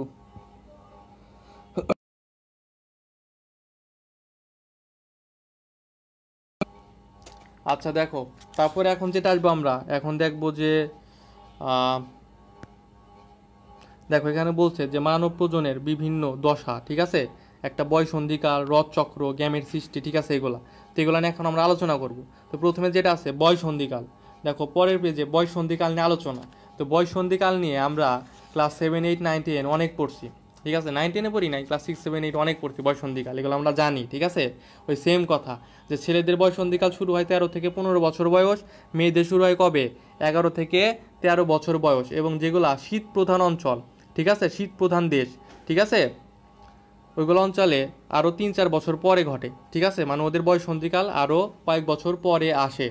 এবং এই যে বয়সন্ধিকাল, এটা মনে করো যে সর্বপ্রথম লক্ষ্য করছিল যে জেমস টেনার, কে টেনার, ঠিক আছে। এবং এই টেনারের নাম অনুযায়ী এই যে বয়ঃসন্ধিকালের পরিবর্তন এগুলাকে বলা হয় টেনার স্টেজ। কি বলা হয়? টেনার স্টেজ, ঠিক আছে। তো তুমি টেনার স্টেজ মনে রাখলেই বিজ্ঞানীর নাম মনে রাখতে পারবা, অথবা বিজ্ঞানীর নাম মনে রাখলে কি টেনার স্টেজ মনে রাখতে পারবা। শুধু টেনার কথাটা মনে রাখো, ঠিক আছে। ওকে, দেখো এই যে বয়ঃসন্ধিতে হরমোনের ভূমিকা, দেখো বয়ঃসন্ধিতে সবচাইতে বেশি গুরুত্বপূর্ণ ভূমিকা রাখে এটা হলো গোনাডোট্রপিক হরমোন, ঠিক আছে। কোন হরমোন ভাইয়া? Gonadotropic hormone. যেটা বললাম যে গোনাডোট্রপিক হরমোন বা গোনাডোট্রপিন রিলিজিং হরমোন সবগুলাই কি ইম্পর্টেন্ট। এগুলা যেহেতু নাম বড়, ওর কাজই অন্যগুলাকে কি করা, অন্যগুলাকে সাহায্য করা। ওকে, তারপরে দেখো এই যেখানে বলছে যে পিটুইটারি গ্রন্থি থেকে গোনাডোট্রপিক হরমোন, ঠিক আছে, ফলিকল স্টিমুলেটিং হরমোন, ঠিক আছে, আমরা পড়ছি। আচ্ছা দেখো এখানে কিছু কিছু পড়া লাগবে যে ফলিকল স্টিমুলেটিং হরমোনের কাজকে শুক্রাণু উৎপাদনে সাহায্য করে, ঠিক আছে। লুটিনাইজিং হরমোনের কাজ কি? টেস্টোস্টেরন ক্ষরণ করে, এই যে টেস্টোস্টেরন ক্ষরণ করে, ঠিক আছে। ওকে, আরগুলা একটু মনে করো যে দেখবা, আরগুলা দেখবা যে দৈহিক গঠন, চারিত্রিক গঠন পার্থক্য, ঠিক আছে, চারিত্রিক গঠনের পার্থক্য, ঠিক আছে, এগুলাই দেখবা, আর কিছু নাই। আচ্ছা দেখো এখানে কথা বলছে যে টেস্টোস্টেরন প্রাইমারি ও মুখ্য জননাঙ্গের বৃদ্ধি, আনুষঙ্গিক জননাঙ্গের বৃদ্ধি বিকাশ এবং সেকেন্ডারি ও যৌন জনন বৈশিষ্ট্য প্রকাশ ঘটায়, ঠিক আছে। তার মানে কি টেস্টোস্টেরনের কাজ কি? দেখো প্রাইমারি, ঠিক আছে, আমি একটু দাগায় দিই, প্রাইমারি, ঠিক আছে, আনুষাঙ্গিক, মানে প্রাইমারি মানে তো মুখ্য, আনুষাঙ্গিক, সেকেন্ডারি, ঠিক আছে, গৌণ, ঠিক আছে, মোট কথা যত আছে প্রাইমারি, সেকেন্ডারি, আনুষাঙ্গিক, মুখ্য সব কিছুই কী করে? নিয়ন্ত্রণ করে টেস্টোস্টেরন। এটা একটু মনে রাখো, ঠিক আছে। ওকে, এটা গেল ছেলেদের ক্ষেত্রে। দেখো মেয়েদের ক্ষেত্রে যে সেম, ঠিক আছে, গণট্রপিক হরমোন, ঠিক আছে, ওরা কী করে যে তিন ধরনের গণট্রপিক হরমোনের মধ্যে দুইটি হরমোন নারী জননাঙ্গ কি আনুষাঙ্গিক জননাঙ্গের পূর্ণতা লাভে সাহায্য করে। একটা হলো কি ফলিকল স্টিমুলেটিং হরমোন, একটা কি লুটিনাইজিং হরমোন, একদম সেম, ঠিক আছে। ছেলেদেরও যা ছিল যে ফলিকল স্টিমুলেটিং আর ছিল লিকে লুটিনাইজিং, মেয়েদেরও সেম, ঠিক আছে, শুধু কাজগুলো আলাদা। যেমন ফলিকলের কাজ কি? রথচক্র শুরু করা, ঠিক আছে। রথচক্র মানে কি? রথচক্র মানে হলো আমরা যে বলি যে মেয়েদের পিরিয়ড হয় বা মাসিক হয়, ঠিক আছে, সেটাকে বলে রথচক্র বা কি রজস্রাব বা ঋতুস্রাব, যেটাই বলো না কেন, সবটির অর্থ কি? সেম। ওকে, তারপরে দেখো যে লুটিনাইজিং হরমোন, ঠিক আছে। লুটিনাইজিং হরমোন কি? দেখো এটা বলছে যে প্রোজেস্টেরন নামক স্ত্রী হরমোন ক্ষরণ উদ্বুদ্ধ করে, ঠিক আছে, লুটিনাইজিং হরমোন। এগুলো আমরা আগে অলরেডি দেখে আসছি। এবং দেখো যে গ্রোথ হরমোন, ঠিক আছে, আরেকটা আছে কি গ্রোথ হরমোন কী করে? পেশির বৃদ্ধি ও শক্তিকে কী করে? নিয়ন্ত্রণ করে। গ্রোথ মানে কি? গ্রোথ মানে তো বৃদ্ধি, তো পেশির বৃদ্ধি, ঠিক আছে, নামের সাথে মিল আছে, এটা কষ্ট করে পড়া লাগবে না। ওকে, তারপরে দেখো আর বাকিগুলো দেখে যে সেম কথা, দৈহিক চারিত্রের পার্থক্য, ঠিক আছে। ওকে, এগুলাই সেম কথা। ওকে, এগুলো একটু রিডিং করে নিও, তেমন ইম্পর্টেন্ট না। ওকে, তারপরে যে এখানে আমি যেটা বললাম যে আমাদের যেমন মুখ্য, মানে ছেলেদের যেমন মুখ্য হরমোন হলো টেস্টোস্টেরন, মেয়েদের মুখ্য হরমোন কোনটা? ইস্ট্রোজেন, ঠিক আছে। ইস্ট্রোজেন হলো মেয়েদের মুখ্য হরমোন। এটা কি করে ভাইয়া? টিস্যু কোষের সংখ্যা বাড়ায় ইস্ট্রোজেন, ঠিক আছে। তারপরে দেখো এটাও কি করে যে প্রাইমারি জননাঙ্গ, আনুষঙ্গিক জননাঙ্গ, সেকেন্ডারি জননাঙ্গ সবগুলা কি করে? বিকাশ লাভে সহায়তা করে, ঠিক আছে। আমাদের যেমন মানে ছেলেদের যেমন টেস্টোস্টেরন প্রাইমারি সেকেন্ডারি সবগুলোর কি করে? বিকাশে সহায়তা করে। মেয়েদের ইস্ট্রোজেন কি করে? সেমভাবে প্রাইমারি, আনুষঙ্গিক, সেকেন্ডারি, ঠিক আছে, মুখ্য, গৌণ সকল কিছুর কি বিকাশ লাভে সহায়তা করে। ওকে, তারপরে দেখে যে ছেলে মেয়েদের বয়ঃসন্ধিকালের পরিবর্তন, এগুলো কি পড়ায় দেওয়া লাগবে? এগুলা কিন্তু এই যে ছেলেদের দাড়ি গোঁফ ওঠে, ঠিক আছে, দ্রুত ওজন ও উচ্চতা বাড়ে, ঠিক আছে, বুক চওড়া হয়, সব স্থায়ী দাঁত উঠবে, ঠিক আছে, মুখ গাঢ়, পেটে চর্বি সঞ্চিত হয়, ঠিক আছে, পেশি বলিষ্ঠ হয়, পোলাপান জিমে যায়, সিক্স প্যাক বানায়, ঠিক আছে। ওকে, তারপরে কি শর্ট থলির বৃদ্ধি মানে কি? ভোকাল কর্ড, মানে দেখবা যে বয়ঃসন্ধিকালের পর কি বয়ঃসন্ধিকাল আসার আগ পর্যন্ত ছেলেদের মানে ভয়েসটা থাকে মানে একদম ছোট বাচ্চাদের মতো, বয়ঃসন্ধি আসার পরে একটা যুবক ভাব আসে, মানে কথা বলতে গেলে কথা যদি তুমি বয়ঃসন্ধি আসার পরে কোনো ছেলের মানে যদি তুমি ফেস না দেখে কথা শোনো, অনেক টাইমে এমন হয় যে মানে মনে হয় যে বড় মানুষ কথা বলতেছে। মানে আমার লাইফে এরকম একটা হয়েছিল, তোমাদের সাথে শেয়ার করি যে আমি তখন মনে হয় ক্লাস 6-7-এ পড়ি, ঠিক আছে। তো আমার ওই টাইমে কণ্ঠ চেঞ্জ হইতেছে। তো এই টাইমে একদিন কি হয়েছে, আমার এক আন্টি আসছে বাসায়। তো তো আন্টি আসছে, তো আন্টি অনেকদিন পরে আসছে, ঠিক আছে, প্রায় আন্টির সাথে আমার দেখা হয়েছে প্রায় 2-3 বছর পর। তো এর ভিতরে আমার কণ্ঠটা একটু চেঞ্জ হয়েছে, মোটা হয়েছে আর কি, যেটা বললাম যে এটা আমি একটু মোটা হয়, ঠিক আছে, কণ্ঠটা একটু ভারী হয়, মোটা হয়। তো আমাকে জিজ্ঞেস করছে কেমন আছো। তো আমি বলছি যে হ্যাঁ আলহামদুলিল্লাহ ভালো আছে, আপনি কেমন আছেন, ঠিক আছে। তো উনি আমার কণ্ঠ শুনে চমকাই গেছে, যে বলতেছে তোমার কণ্ঠ না বড় মানুষের মতো হয়ে গেছে, ঠিক আছে। তো যাই হোক, এটার প্রমাণ আমি নিজে, ঠিক আছে। তো কি হয়, স্বরথলি বা ভোকাল কর্ড কী হয়, পরিবর্তন হয়, কণ্ঠস্বর ভারী হয় এবং কি গভীর হয়, ঠিক আছে। ওকে, এই তো লিঙ্গ শুক্রাশয়ের আকার বৃদ্ধি পায়, শুক্রাশয়ের হরমোন ক্ষরণ, ঠিক আছে, শুক্রাশয় থেকে বীর্যপাত ঘটে, তো এইগুলাই মেয়েদের গোলা, এগুলো একটু পইরা নিও, ঠিক আছে। এগুলা ইয়ের কিছু নাই। ওকে, আর একটা কথা মনে রাখো, যে মনে করো মেয়েদের যে রথচক্র শুরু হয়, ঠিক আছে, এই শুরুটাকে বলা হয় মিনার্চি, ঠিক আছে, শুরুটাকে বলা হয় কি মিনার্চি, এবং রথচক্র যে শেষ হয় সেটাকে বলা হয় মিনার্চি বা মিনার্কি। অনেক জায়গায় মিনার্চি আছে, অনেক জায়গায় কি আছে, অনেক জায়গায় আছে মিনার্কি, মেনার্কি, মিনার্কি, ঠিক আছে। ওকে, তো এই যে মেনার্কি বা মিনার্চি ইংলিশ ওয়ার্ডটা দেখলেই বুঝবা সেম, ঠিক আছে। আর এই যে রথচক্র যখন বন্ধ হয়ে যায়, ঠিক আছে, মনে করো যে 45 বছর বা 50 বছর বয়সে মেয়েদের এই রথচক্র বা মাসিক বা পিরিয়ড যেটাই বলে এটা বন্ধ হয়ে যায়, তো ওইটাকে বলা হয় মনোপোজ। কি বলে ভাই ওটাকে, বন্ধ হয়ে যাওয়াকে বলে মনোপোজ, ঠিক আছে। মনোপোজ বানান কি, আচ্ছা মনোপজ, ঠিক আছে, মনোপজ, এটা কি বন্ধ হয়ে যাওয়া, আর শুরু হয় কি বলে মিনার্কি বা মিনার্চি, ঠিক আছে। ওকে, এগুলো একটু মনে রাখো। ও তো দেখো মেয়েদেরও কি হয়, স্বর পাল্টা যায়, ঠিক আছে। মেয়েরা মনে করো যে সারা জীবন মনে করো যে প্রথম প্রথম স্বর থাকে বাচ্চাদের মতো কিউট কিউট, পরবর্তীতে কি হয় মেয়েলি স্বর প্রভাব পায়, ঠিক আছে। ওকে, আচ্ছা দেখো, তারপরে রথচক্র, ঠিক আছে, যেটা বললাম, এখন রথচক্র নিয়ে পড়াশোনা করব। ওকে দেখো, মেয়েদের কি হয় প্রত্যেক 28 দিন পর পর, ঠিক আছে, প্রত্যেক 28 দিন পর পর, ঠিক আছে, গড়ে ধরা হয় 24 থেকে 32 দিন, গড়ে ধরা হয় 24 থেকে 32 দিন, এবং কি মানে 24 থেকে 32 দিনের ভিতরে, মানে 24 থেকে 32 দিনের ভিতরে একটা সময় পর পর আর কি হয়, রথচক্রটা শুরু হয়, গড়ে ধরা হয় 28 দিন। তো দেখো 24 আর 32, ঠিক আছে, 24-এর সাথে 4 যোগ করলে 28, ঠিক আছে, 28-এর সাথে 4 যোগ করলে 32, এভাবে মনে রাখতে পারো, 24 আর 32-এর মাঝখানে 28, এটাই, ঠিক আছে, একদম মাঝখানে। ওকে, কয়দিন যাবত চলে রথচক্র ভাই, 3 থেকে 5 দিন, ঠিক আছে, অনেকের বেশি হইতে পারে, কমও হইতে পারে। ওকে, দেখো প্রথম রথচক্র চলাকে যে মোনার্কি বলে, যেটা বললাম মেনার্কি, ঠিক আছে, আর রথচক্র বন্ধ হওয়াকে কি বলে ভাইয়া, মনোপজ, ঠিক আছে, বা মেনোপজ, ঠিক আছে, যেটাই বলো না কেন, মিনার্কি এবং কি মেনোপজ বা মনোপজ। ওকে, দেখো এখানে রথচক্রের প্রধান কারণগুলো বলছে, গেলে একটু রিডিং দিও, ঠিক আছে, রিডিং দিও। তার ভিতরে এই দুইটা একটু ইম্পর্টেন্ট, যে লাস্টে 4 নাম্বার যেটা বলছে যে যে গর্ভসঞ্চার না হলে ডিম্বাণুটি বিনষ্ট হয়ে যায়, যার ফলে কি রসস্রাবের সাথে ঝরে পড়ে। মানে একটা মেয়ে রসস্রাব হইতেছে মানে বোঝা যায় যে মেয়েটা আসলে গর্ভধারণের জন্য উপযোগী, ঠিক আছে। মানে কোনো মেয়ের যদি রজচক্র ঠিক মতো না হয়, তার মানে বুঝতে হবে যে মেয়েটার গর্ভধারণের জন্য সুস্থ না, ঠিক আছে।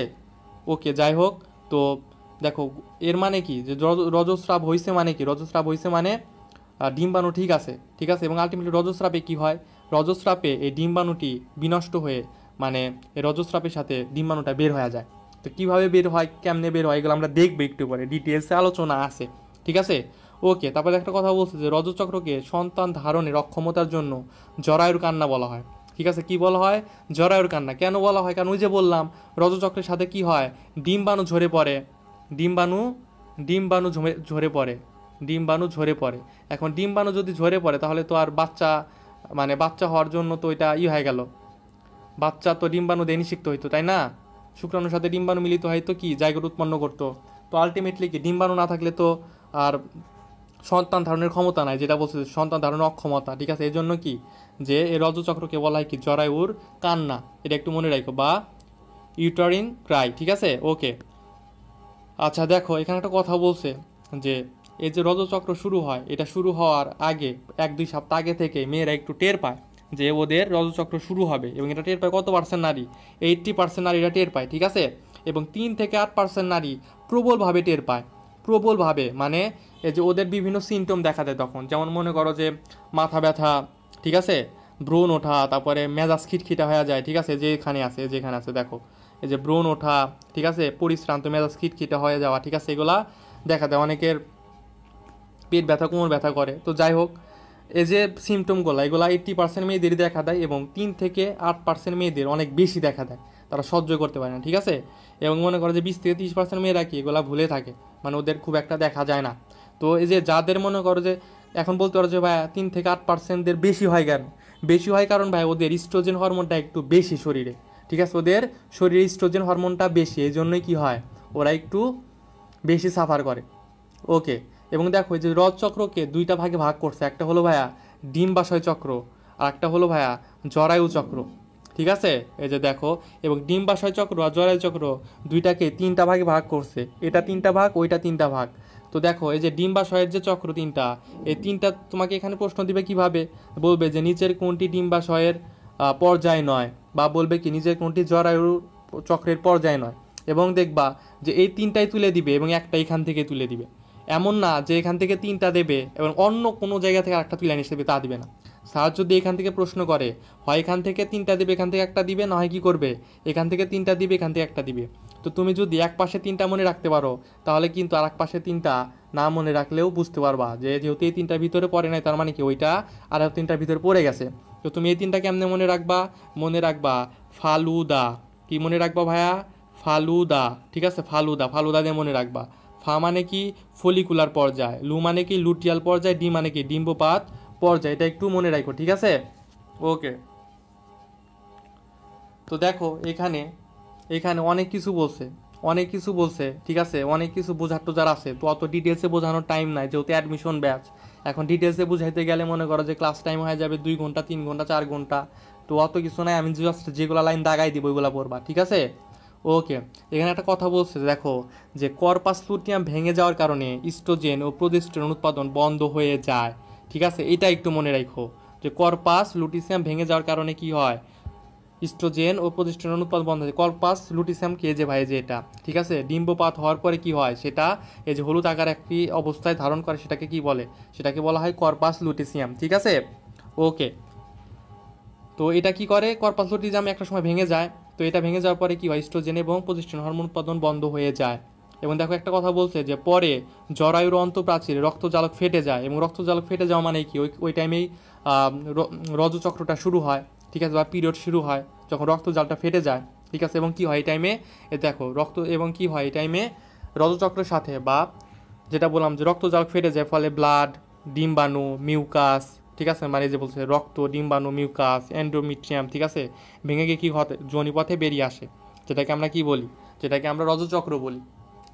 এগুলো একটু মনে রাখো। ঠিক আছে, যে ডিম্বাণু, মিউকাস, রক্ত, ঠিক আছে, অ্যান্ডোমেট্রিয়াম, এগুলো একটু মনে রাখো। দেখবা যেখানে অ্যান্ডোমেট্রিয়াম না দিয়া তোমার দেওয়া দিবে, কী দিয়ে দিবে, মায়োমেট্রিয়াম দিয়ে দিবে। ঠিক আছে, বা এপিমেট্রিয়াম দিয়ে দিতে পারে। এগুলো একটু মনে রাখো, মনে রাখবা যেহেতু এগুলো ভেতর থেকে আসতে, তার মানে কি অ্যান্ডোমেট্রিয়ামই হবে, এপি বা মায়ো হবে না। ঠিক আছে, আবার মধ্য পাইবো না, এপি মনে রাখবা যে একদম ভেতর থেকে বের হয়ে আসে। ঠিক আছে, ওকে। তারপরে দেখো বর্ধনশীল পর্যায়। ঠিক আছে, এখানেও খুব একটা জিনিস লাগবে না। এখানে একটা জিনিস দেখো যে এই যে ডিম্বাশয় চক্র, ঠিক আছে, এখানে দেখো একটা জিনিস হয় কি, যে মনে করো যে সময়ের সাথে সাথে যেটা, ঠিক আছে, 0 দিন, 14 দিন, 28 দিন, ঠিক আছে, আমরা যেটা বললাম 28 দিন অন্তর অন্তর হয় আর কি। তো প্রথম কয়েকদিন থেকে ইস্ট্রোজেন হরমোন ক্ষরণ হইতে থাকে, ক্ষরণ বাড়তে থাকে বাড়তে থাকে, ঠিক আছে, বাড়তে থাকে, বাড়তে বাড়তে বাড়তে বাড়তে 12 তারিখে, মানে 12তম দিনে, 12 থেকে 13 দিনে, যে দেখো এখানে বলছে, কই গেল 12 থেকে 13 দিনে, এই যে দেখো এখানে বলছে যে 12 থেকে 13, মানে 12 থেকে 13, 12 থেকে 13 নাম্বার দিনে কি হয়, ইস্ট্রোজেনের মাত্রা সর্বোচ্চ পর্যায়ে পৌঁছায় যায়। যেটা বললাম, এই 0 দিন থেকে ইস্ট্রোজেনের হরমোন ধীরে ধীরে বাড়ে বাড়ে বাড়ে বাড়তে বাড়তে বাড়তে বাড়তে এই 12তম দিনে এসে কী হয়, ধাপ করে বাইরে যায়। ঠিক আছে, এবং ধাপ করে যখন বাইরে যায় তার 2 দিন পরে, ঠিক আছে, মানে ধাপ করে ইস্ট্রোজেন বেড়ে গেল, তারপরে কী হয়, ইস্ট্রোজেন লুটিনাইজিং হরমোন ক্ষরণ করে। কী করে ভাইয়া, লুটিনাইজিং হরমোন ক্ষরণ করে। এবং এই লুটিনাইজিং হরমোন ক্ষরণের প্রভাবে, ঠিক আছে, 14তম দিনে, এই যে 14তম দিনে কী হয়, ডিম্বাণু, ঠিক আছে, ডিম্বাণু পতিত হয়, মানে ডিম্বপাত ঘটে।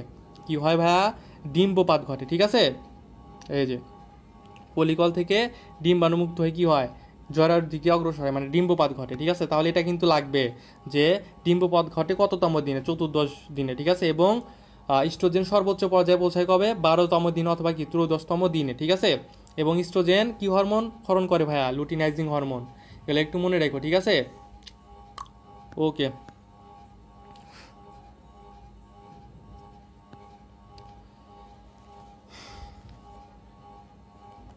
এই যে যেটা বললাম, এই যে দেখো ফলিকল, ঠিক আছে, এটা হলো ফলিকল। ওকে, এই ফলিকল ধীরে ধীরে দেখো পরিণত ফলিকল হইলো, তারপরে কি ডিম্বপাত হইলো, এবং এই ডিম্বপাত হওয়ার পরে দেখো এটা ধীরে ধীরে কর্পাস লুটিজমে পরিণত হয়। ঠিক আছে, কর্পাস লুটিজম। আর আমরা এটা এর আগে দেখলাম না যে কর্পাস লুটিজম কি বর্ণের ভাইয়া, হলুদ বর্ণের না। দেখো যে নিচে এটাই বলছে, এই যে এটাই বলছে যে ফলিকল কর্পাস লুটেজিয়ামে পরিবর্তন হয়, ঠিক আছে। এবং এটা কি বর্ণের ভাইয়া? হলুদ বর্ণ ধারণ করে। কি বর্ণ ধারণ করে ভাইয়া? হলুদ বর্ণ ধারণ করে, ঠিক আছে। এর জন্য এটার নাম হলো ইয়েলো বডি, ঠিক আছে। এটার নাম কি ভাইয়া? Yellow body. এবং কর্পাস লুটিজিয়াম ইস্ট্রোজেন ও প্রজেস্টেরন হরমোন তৈরি করে, ঠিক আছে। কর্পাস লুটিজিয়াম কি করে ভাইয়া? ইস্ট্রোজেন ও প্রজেস্টেরন হরমোন তৈরি করে। ওকে, এখানে আর কিছু লাগবে না। তারপরে এখানে একটা কথা বলছে যে ডিম্বাণু যদি নিষিক্ত না হয়, ডিম্বাণু যদি নিষিক্ত না হয় 10 থেকে 12 দিন পর, ঠিক আছে, কর্পাস লুটিজিয়াম নষ্ট হয়ে যায়, ফলে কি ইস্ট্রোজেন ও প্রজেস্টেরন হরমোন উৎপাদন বন্ধ হয়ে যায়। একটা জিনিস মনে রাখো, এই যে কর্পাস লুটেসিয়াম এটাই কি করে? এটা ইস্ট্রোজেন এবং প্রজেস্টেরন হরমোন তৈরি করে। এবং কর্পাস লুটেসিয়াম নষ্ট হলে তাহলে কি হবে? ইস্ট্রোজেন প্রজেস্টেরন দুইটার উৎপাদন বন্ধ হয়ে যাবে, সাধারণ ব্যাপার, ঠিক আছে। এবং দেখো 10 থেকে 12 দিন, ঠিক আছে, ডিম্বাণু ঠিকঠাক বসে থাকে চুপ করে যে আমার নায়ক আসবে কিনা, মানে শুক্রাণু আসবে কিনা। এবং 10 থেকে 12 দিন পরে যদি না আসে তখন কি হয়? তখন রক্তজালক ফেটে যায় এবং তখন আবার কি হয়? তখন আবার পিরিয়ড শুরু হয় বা রজস্রাব শুরু হয়, ঠিক আছে। এটা একটু মনে রাখো যে কতদিন পরে, 10 থেকে 12 দিন পরে। ওকে, তারপরে দেখো এই যে রজচক্রের তাৎপর্য, এটা একটু রিডিং দিবা, ঠিক আছে, একটু রিডিং দিবা। এই যে যেটা বললাম যে স্ত্রীলোকের প্রজনন সক্ষমতা নির্দেশ করে, মানে একটা মেয়ের রজচক্র হইতাছে তার মানে কি মেয়েটা মা হওয়ার জন্য অ্যাবিলিটি রাখে, ঠিক আছে। আগেকার যুগে, আচ্ছা দেখো যেটা বললাম যে মেয়েদের রজচক্র শুরু হয় কবে? কবে শুরু হয়? একটু আগে পড়ছি না যে মেয়েদের রজচক্র শুরু হয় 11 থেকে 13 বছর বয়সে। তো দেখো 11 থেকে 13 বছর বয়সে যদি একটা মেয়ের রজচক্র শুরু হয় তার মানে কি 11 থেকে 13 বছর বয়সে একটা মেয়ের কি হইতে পারে? একটা মেয়ের বিয়ে হইতে পারে, সে মা হওয়ার জন্য উপযুক্ত। বুঝতে পারছো কিনা? এখন কথা হলো ভাইয়া যে আহ, কি যেন বলতে চাইলাম, ভুলে গেলাম। ওকে, আচ্ছা যাই হোক, তো যেটা বলতেছিলাম, তো আচ্ছা ও তো হ্যাঁ, যেটা বলতেছিলাম যে একটা মেয়ের শুরু মানে রজচক্র শুরু 11 থেকে 13 বছর বয়সে, ঠিক আছে। তার মানে 11 থেকে 13 বছর পর থেকে কি মেয়েটা মা হওয়ার জন্য উপযুক্ত, মানে মা হইতে পারে সে। তো দেখবা যে আগেকার দিনে যারা ছিল তাদের তো কম বয়সে বিয়ে হইতো, ঠিক আছে। এবং এই যে এখনকার মেয়েদের মনে করো যে শুরু হয় 11 থেকে 13 বছর বয়সে। আগেকার যুগে বা আজ থেকে 100 বছর, 150 বছর, 200 বছর আগে, 300 400 বছর আগে, তখন আরও আগে শুরু হইতো। তখন শুরু হইতো হয়তো 6-7 বছর বয়স থেকে, ঠিক আছে। মেয়েদের 6-7 বছর বা 7-8-9 বছর থেকে বয়সে কি হইতো? এই রজচক্র শুরু হইতো। এখন আরও ধীরে ধীরে কি লেট হয়েছে, এখন 13-14 বছর বয়সে আসছে আর কি। তো যাই হোক, তো দেখবা যে আগেকার দিনে মানুষগুলা কি আগে আগে বিয়ে করতো, ছোট ছোট বাচ্চাদের বিয়ে দিয়ে দিত, ঠিক আছে। তো এরকম হয় যে এর ফলে কি তারা মনে করো যে ছোট থেকে মনে করো বাচ্চা কাচ্চা হইতো। এবং আগেকার যুগের মনে করো যে মানুষদের বাচ্চা কাচ্চার সংখ্যা বেশি ছিল, ঠিক আছে, বেশি ছিল। তোমরা যদি একটু হিসাব করো দেখো, যেমন যদি আমি মনে করো আমার দাদার কথা বলি, ঠিক আছে, মানে আমার দাদার আমার দাদার স্ত্রী একটাই, ঠিক আছে। আগেকার মানুষ তো বিয়েও করতো অনেকগুলা, ঠিক আছে, 2টা 3টা 4টা করে বউ পালতো, ঠিক আছে, মানে রাজা বাদশাদের মতো। তো যাই হোক, আমার দাদা মনে করো যে যদি আমার দাদি একটাই, মানে আমার দাদা একটাই বিয়ে করছে, কিন্তু আমি আমার দাদির কাছে শুনছি, ঠিক আছে, আমার দাদি আলহামদুলিল্লাহ বাইচে আছে এখনো, দোয়া করে সবাই।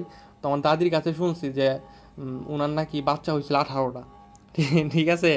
মানে বিষয়টি একবার ভাবতে পারো যে একজন মানুষের 18টা বাচ্চা হয়েছে, ঠিক আছে। তো এটা কি এখনকার কোনো মেয়ে পারবে? সম্ভব এটা? তো দেখো আগেকার মানুষের সক্ষমতা বেশি ছিল, তাদের বিয়ে হইতো আগে। তো যদিও 18 জন বাইচা নাই, ঠিক আছে, 18 জন বাইচা নাই, অনেকে মারা গেছে। তো এই যে 18 জন, ঠিক আছে, যেটা অবাক করা বিষয়, ঠিক আছে। তোমরা তোমরা হিসাব করে দেখতে পারো, তোমাদের অনেকেরই মনে করো যে দাদারা নানারা দেখবা যে এতগুলা বাচ্চা আছে তাদের, ঠিক আছে। ওকে, এখানে এটুকুই লাগবে, এগুলো একটু মনে করো যে করো রিডিং। তো যে নিয়মিত রথচক্র কি মেয়েদের যৌন সুস্থতার বহিঃপ্রকাশ। নিয়মিত রথচক্র হইতেছে মানে কি মেয়েটা সুস্থ আছে, ঠিক আছে। ওকে, এখানে প্রশ্ন কেমনে কেমনে দিব জানো? এই যে দেখো এখানে একটা কথা বলছে না যে নিয়মিত রজচক্র মেয়েদের যৌন সুস্থতার বহিঃপ্রকাশ। এই নিয়মিত এখানে শুধু একটা বসায় দিবে, ঠিক আছে, আর বলবে যে নিচের কোনটি সঠিক নয়। তুমি তাড়াহুড়া করে পড়তে যা নিয়মিত নাকি অনিয়মিত ওরে না দেখা টুপ করে দাগাই দিয়ে আসবা, কি হবে ভাইয়া? মাইনাস চলে আসবে। ওকে, তারপরে দেখো গ্যামেট সৃষ্টি। কি ভাইয়া? গ্যামেট সৃষ্টি, ঠিক আছে। ছেলেদের যে গ্যামেট সৃষ্টি হয় বা শুক্রাণু থেকে, সেটাকে বলি স্পারমাটোজেনেসিস। কি বলি ভাইয়া? স্পারমাটোজেনেসিস। এবং মেয়েদের যে ডিম্বাণু উৎপন্ন হয় সেটাকে বলি আমরা উওজেনেসিস। কি বলি ভাই আমরা? উওজেনেসিস। ওকে, আচ্ছা দেখো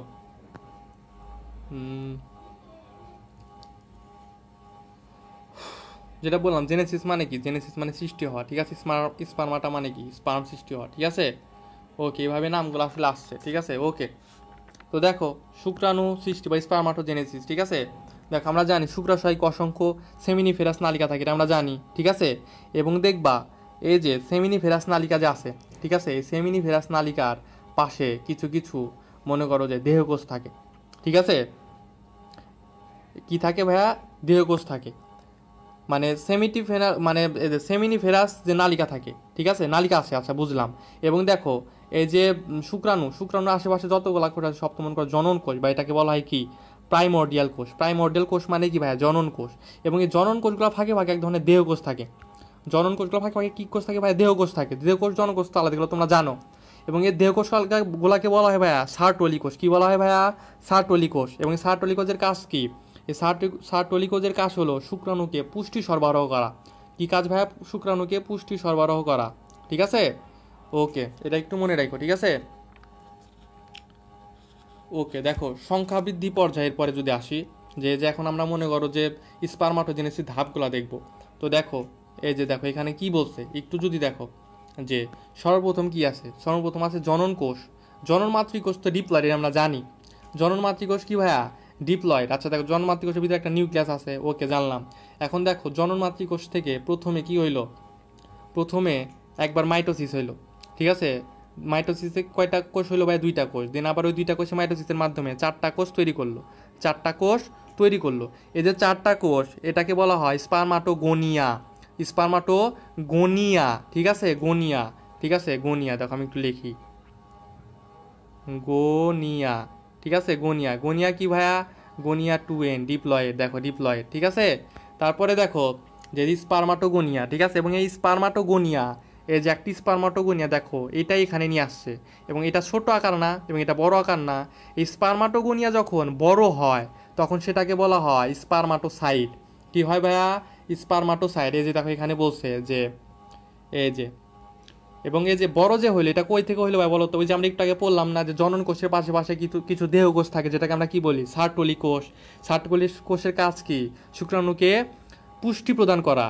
এই পুষ্টি নেওয়ার ফলে কি হয়, এই যে স্পার্মাটোগোনিয়া আছে ছোট কোষ, এই ছোট কোষটাই পুষ্টি গ্রহণের ফলে বড় কোষে পরিণত হয়, যেটাকে আমরা বলি স্পার্মাটোসাইট, ঠিক আছে। এই যে বলছে দেখো আয়তনে বড় হয়, এটাকে আমরা কি বলি, প্রাইমারি স্পার্মাটোসাইট, ঠিক আছে। ওকে, দেখো আচ্ছা দেখো, এবং পরে এই যে স্পার্মাটোসাইট আছে না, স্পার্মাটোসাইট বড় হইলো, তার মানে কি এটা আবার বিভাজনের জন্য সক্ষম। এখন এটাতে কি হবে ভাই, এখন এটাতে মিওসিস হবে। তাহলে আমরা দেখলাম যে স্পার্মাটোগোনিয়া এবং স্পার্মাটোসাইট, গোনিয়া এবং সাইট দুইটাই কি ভাইয়া, দুইটাই 2n, দুইটাই 2n, ঠিক আছে। ওকে, তারপরে দেখো যে স্পার্মাটোসাইট কি হইলো, আবার এখন মিওসিস হইলো।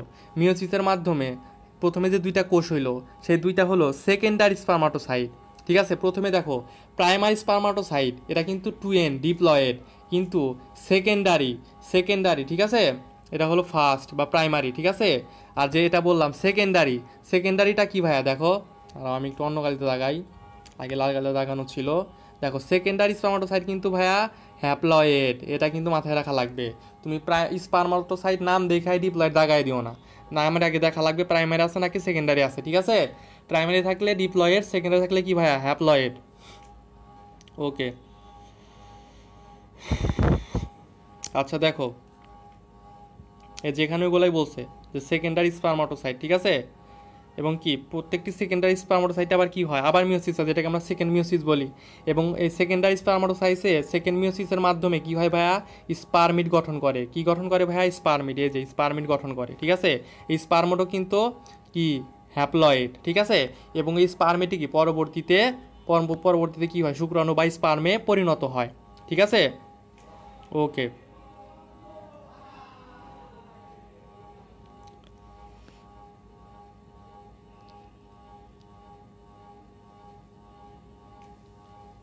এগুলো একটু মনে রাখো, ঠিক আছে। ওকে,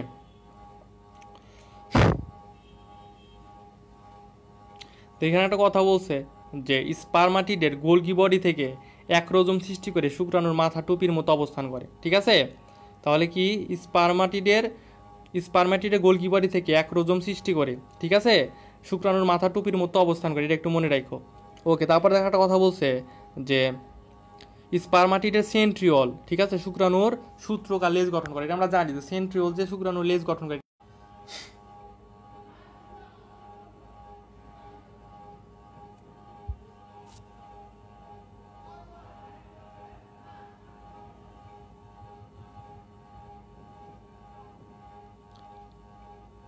আচ্ছা বলো তো এখন দেখা যাচ্ছে কি না? আমার একটু নেট প্রবলেম হয়েছিল, মানে আমার মনে হয় ঠান্ডাও লাগছে প্রচুর, ঠিক আছে, কথা বলতে পারতেছি না, গলা ব্যথা করতেছে এখন ধীরে ধীরে। ওকে, আচ্ছা দেখো তো, যেটা বলতেছিলাম কোন পর্যন্ত শুনতে পারছো আমি জানি না, ঠিক আছে।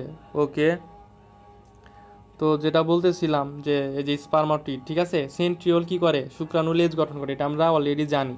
এবং এই যে স্পারমাটিওজেনেসিস, এই সম্পূর্ণ প্রক্রিয়ায় শুক্রাণু তৈরি হতে টাইম লাগে 60 থেকে 70 দিন, এটা কিন্তু লাগবে, ঠিক আছে। আচ্ছা এখন দেখো, এই যে শুক্রাণু, এই মানুষের শুক্রাণু আমরা কিন্তু খালি চোখে দেখতে পারি না, ঠিক আছে, মানুষের শুক্রাণু আমরা খালি চোখে দেখতে পারি না, কিন্তু কিছু কিছু কিছু কিছু প্রাণী আছে, সমস্যা নাই দেখি। আচ্ছা, আচ্ছা আরেকটু পড়াই, আরেকটু পড়ি, দেখি কোন পর্যন্ত টিকে থাকতে পারি, সমস্যা নাই। আচ্ছা দেখো, যেটা বলতেছিলাম যে মানুষের শুক্রাণু গঠন, ঠিক আছে, তো যেটা বললাম যে মানুষের শুক্রাণুটা খালি চোখে দেখা যায় না, এটা কি ভাই, এটা হলো আণুবীক্ষণিক, ঠিক আছে, কিন্তু কিছু কিছু প্রাণী আছে, যেমন কিছু কিছু ব্যাঙ, তারপর কি ড্রোসোফিলা মাছি, ঠিক আছে, ড্রোসোফিলা মাছি, এই মাছির নামটা মনে রাখো, ড্রোসোফিলা মাছি, ঠিক আছে, ড্রোসোফিলা মাছি, এতে শুক্রাণু কি, ড্রোসোফিলা মাছির শুক্রাণু দৈর্ঘ্য কত ভাইয়া, 2 মিলিমিটার, এবং এটা কি খালি চোখে, তো কখনো ইচ্ছা হয় কি, একটা মাছি ধইরা তোদের বলবো যে এখন শুক্রাণু বের করে দেখবো। ওকে, যাই হোক, আর দেখো একটা কথা বলছে যে মানব দেহের সবচেয়ে ছোট কোষ কলা কোনটি ভাইয়া, সবচেয়ে ছোট কোষ হলো ভাইয়া শুক্রাণু, মানব দেহের সবচাইতে ছোট কোষ শুক্রাণু, এটা কিন্তু মাথায় রাখতে হবে। শুক্রাণুর দৈর্ঘ্য কত, শুক্রাণুর দৈর্ঘ্য 50 থেকে 70 মাইক্রোমিটার। মাইক্রো জিনিস কি আর তুমি খালি চোখে দেখতে পারবা, পারবা না তো। ওকে, এখন দেখো শুক্রাণুর গঠন, শুক্রাণুর গঠন, ঠিক আছে, দেখো এই যে তিনটা, না সরি 4টা অংশে ভাগ করছে শুক্রাণুটাকে, একটা হলো মাথা, একটা হলো মাথা, একটা হলো গ্রীবা, গ্রীবা বা গলা, ঠিক আছে, গলা গ্রীবা মানে গলার অংশটাকে গ্রীবা বলে, এবার মনে রাখবা, গতে গলা গতে গ্রীবা, ঠিক আছে। তারপরে দেখবা যে লেজ, ঠিক আছে, এই যে গ্রীবার পর থেকে এ পর্যন্ত জায়গা হলো লেজ, ঠিক আছে।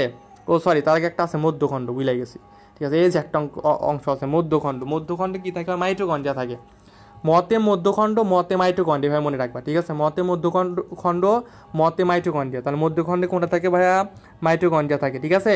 তারপর আরেকটা অংশ কি, আরেকটা অংশ হলো লেজ, 4টা অংশ, মাথা গ্রীবা মধ্যখণ্ড লেজ, মাথা গ্রীবা মধ্যখণ্ড লেজ। মাথায় কি থাকে ভাইয়া, মাথায় থাকে নিউক্লিয়াস, নিউক্লিয়াস, এবং মাথার উপরে যে একটা টুপির মতো অংশ আছে এটাকে বলে অ্যাক্রোজোম, ঠিক আছে।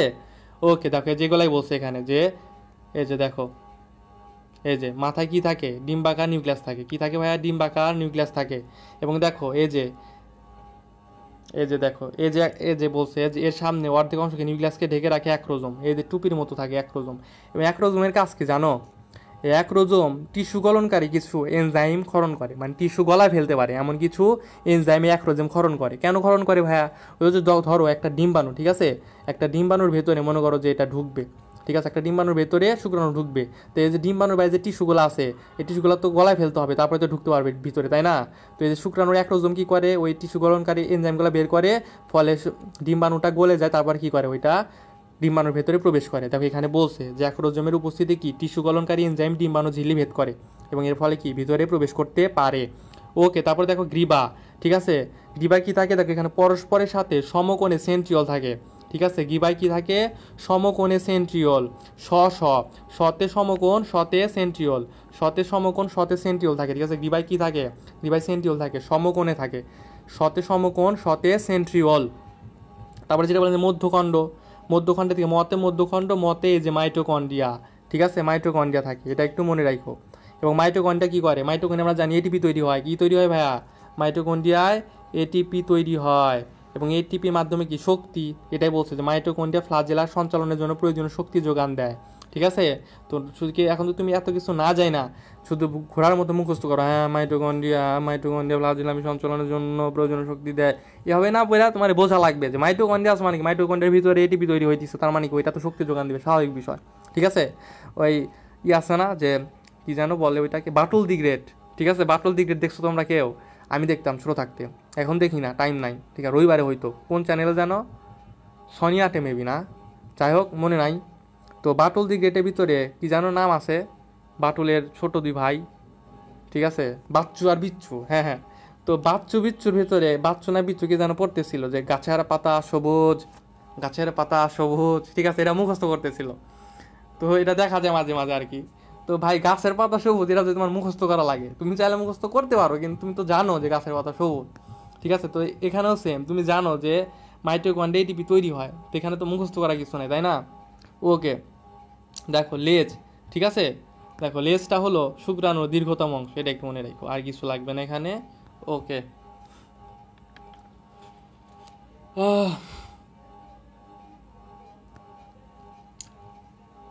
তারপরে দেখো ডিম্বাণু বা ওজেনেসিস। দেখো এখন তুমি বলতে পারো যে ভাইয়া এইমাত্র স্পারমাটোজেনেসিস বললাম, এখন আবার ওজেনেসিস, কিন্তু ভাইয়া সুখের কথা হলো বা আনন্দের কথা হলো, স্পারমাটোজেনেসিস এবং ওজেনেসিস দুইটা প্রায় সেম। দেখো এই যে বলতাছি, এই যে নিউক্লিয়াস, ওইখানে নিউক্লিয়াস ছিল, মাতৃকোষ কি ছিল, ডিপ্লয়েড ছিল, মাইটোসিস হলো 2টা কোষ, আবার মাইটোসিস হলো কি 4টা কোষ। ঠিক আছে? তারপর কি এই মাইটোসিসটাকে যে 4টা কোষ, এটাকে কি বলে, ওগেনিয়া। আমরা ওখানে কি বলছিলাম, স্পারমাটোগোনিয়া, ওখানে বলছিলাম স্পারমাটোগোনিয়া, এখানে কি বলতেছি, ওগোনিয়া। গোনিয়া মানেই 2n ডিপ্লয়েড, মনে রাখবা। গোনিয়া মানেই কি, গোনিয়া মানেই 2n ডিপ্লয়েড। ঠিক আছে? এবং এখানে কি বলছে দেখো, যে এই যে স্পারমাটোগোনিয়া, সরি ওগোনিয়া, ওগোনিয়া আবার কি হইলো, ওগোনিয়ায় এই যে দেখো ওগোনিয়া, আবার ওখানে কিছু স্পারমাটোগোনি, স্পারমাটোগোনে বড় হয় কি হয়েছিল, স্পারমাটোসাইট বা প্রাইমারি স্পারমাটোসাইট। এখানেও দেখো ওগোনে কি হয়েছে, ছোট ছিল বড় হয়ে গেছে, বড় হয় কি হয়েছে, প্রাইমারি ওসাইট, এটাও কিন্তু 2n। ঠিক আছে? প্রাইমারি ওসাইট মানে 2n, মনে রাখবা। ঠিক আছে? তারপরে দেখো এখানে কি ঘটছে, প্রাইমারি ওসাইটে মিওসিস ঘটছে, মিওসিট হইয়া এখানে একটা হয়েছে সেকেন্ডারি ওসাইট, আবার একটা হয়েছে পোলার বডি। কি বডি ভাইয়া, পোলার বডি, একটা পোলার বডি আর একটা কি সেকেন্ডারি ওসাইট। সেকেন্ডারি ওসাইট, পোলার বডি, সব কি, সব সব কিন্তু হ্যাপ্লয়েড। শুধু মনে রাখবা গনিয়া এবং প্রাইমারি এই দুইটা কথা থাকলে ডিপ্লয়েড। ঠিক আছে? কি ভাইয়া, স্পারমাটোজেনেসিস এবং ওজেনেসিস দুই ক্ষেত্রেই গনিয়া এবং প্রাইমারি দুইটা কথা থাকলেই ডিপ্লয়েড, আর যত কথা থাক সব কথাই কি হবে ভাইয়া, সব কথাই হ্যাপ্লয়েড হবে। ঠিক আছে? যেমন দেখো সেকেন্ডারি ওসাইট এখানে হ্যাপ্লয়েড, তারপরে আর একটা কী হয়েছে, একম বা কি প্রথম পোলার বডি, এটাও কি ভাই, এটাও এটাও হ্যাপ্লয়েড। ঠিক আছে? এবং দেখো এই যে সেকেন্ডারি ওসাইট, এখানে আবার মিওসিস 2 ঘটে। মিওসিস 2 ঘটে কি হয়, এখানে একটা পোলার বডি তৈরি হয়, এই যে একটা পোলার বডি, আর একটা কি হয়, ওটিড তৈরি হয়। একটা পোলার বডি আর একটা কি তৈরি হয়, ওটিড। এবং এই যে একম পোলার বডি বা প্রথম পোলার বডি ছিল, এই প্রথম পোলার বডিতে আবার কি হয়, প্রথম পোলার বডিতে সম্ভবত মাইটোসিস ঘটে। দাঁড়াও একটু দেখি, একটু শিওর হই যে কী ঘটে এখানে। এই যে হ্যাঁ মাইটোসিস ঘটে, এই যে দেখো, এই যে দেখো, এই যে প্রথম পোলার বডিতে কি ঘটে ভাই, মাইটোসিস ঘটে। অনেকে ভাবতে পারে যে এই যে প্রাইমারি ওসাইট, এখান থেকে তো মিওসিস শুরু হয়েছে, তার মানে এরপরে শুধু মিওসিস হবে না, কিন্তু এই প্রাইমারি পোলার বডিটা কিন্তু আবার হুট করে কি হয়েছে, হুট করে মাইটোসিস হয়েছে। ঠিক আছে? এটা একটু মনে রাখো, প্যাচ লাগা যেতে পারে, পোলাপান প্রাইমারি পোলার বডি দেখে কি মিওসিস দিয়ে দিতে পারে। ওকে সরি। দেখো তো প্রাইমারি পোলার বডিতে কী হয় ভাইয়া, এটা লেখা দেই, একটু লেখে তোমরা যেখানে একটু লেখা রাখো। ঠিক আছে? এটা যেহেতু দেখো ভেতরে আছে, চোখে নাও পড়তে পারে, তোমরা সুন্দর করে এখানে লিখে রাখো। কি লিখে রাখো ভাইয়া, মাইটোসিস, মাইটোসিস। ঠিক আছে? মাইটোসিস একটু লিখে রাখো। ওকে, তাহলে প্রথম পোলার বডিতে কী হলো, মাইটোসিস। মাইটোসিস কী হলো ভাইয়া, দ্বিতীয় পোলার বডি তৈরি করলো 2টা। আর সেকেন্ডারি ও সাইড কী করছে ভাইয়া, মিওসিস গঠন করে একটা ওটিড আর একটা কি পোলার বডি তৈরি করছে। এবং এই ওটিড পরবর্তীতে কি হয়, ডিম্বাণুতে পরিণত হয়। এবং তাহলে আমরা বলতে পারি, তাহলে একটা প্রশ্নের অ্যান্সার দাও তো ভাইয়া, যে এই প্রাইমারি ওসিড থেকে কয়টা পোলার বডি তৈরি হয়েছে, একটু বলো তো, একটু বলো, সবাই বলো, যে প্রাইমারি পোলার বডি, সরি প্রাইমারি ওসিড থেকে মোট কয়টি পোলার বডি তৈরি হয়েছে, একটু বলো,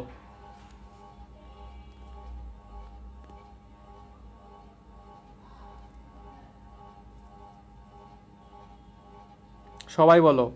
মোট 4টি পোলার বডি তৈরি হয়েছে। ঠিক আছে? সরি তিনটি, চারটি বললাম কেন, তিনটি তিনটি সরি।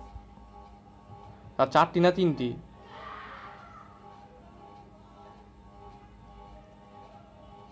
আচ্ছা চারটি না তিনটি বলো তো, দেখি বলো তোমরা, বলো। আচ্ছা অ্যান্সার দেয় না কেন, অ্যান্সার দাও সবাই।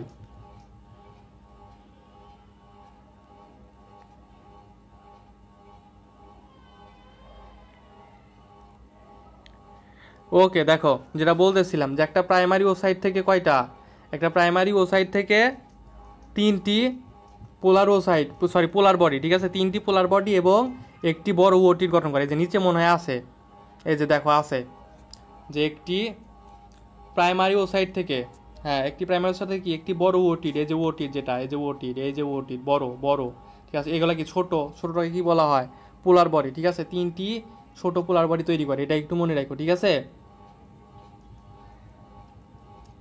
ওকে,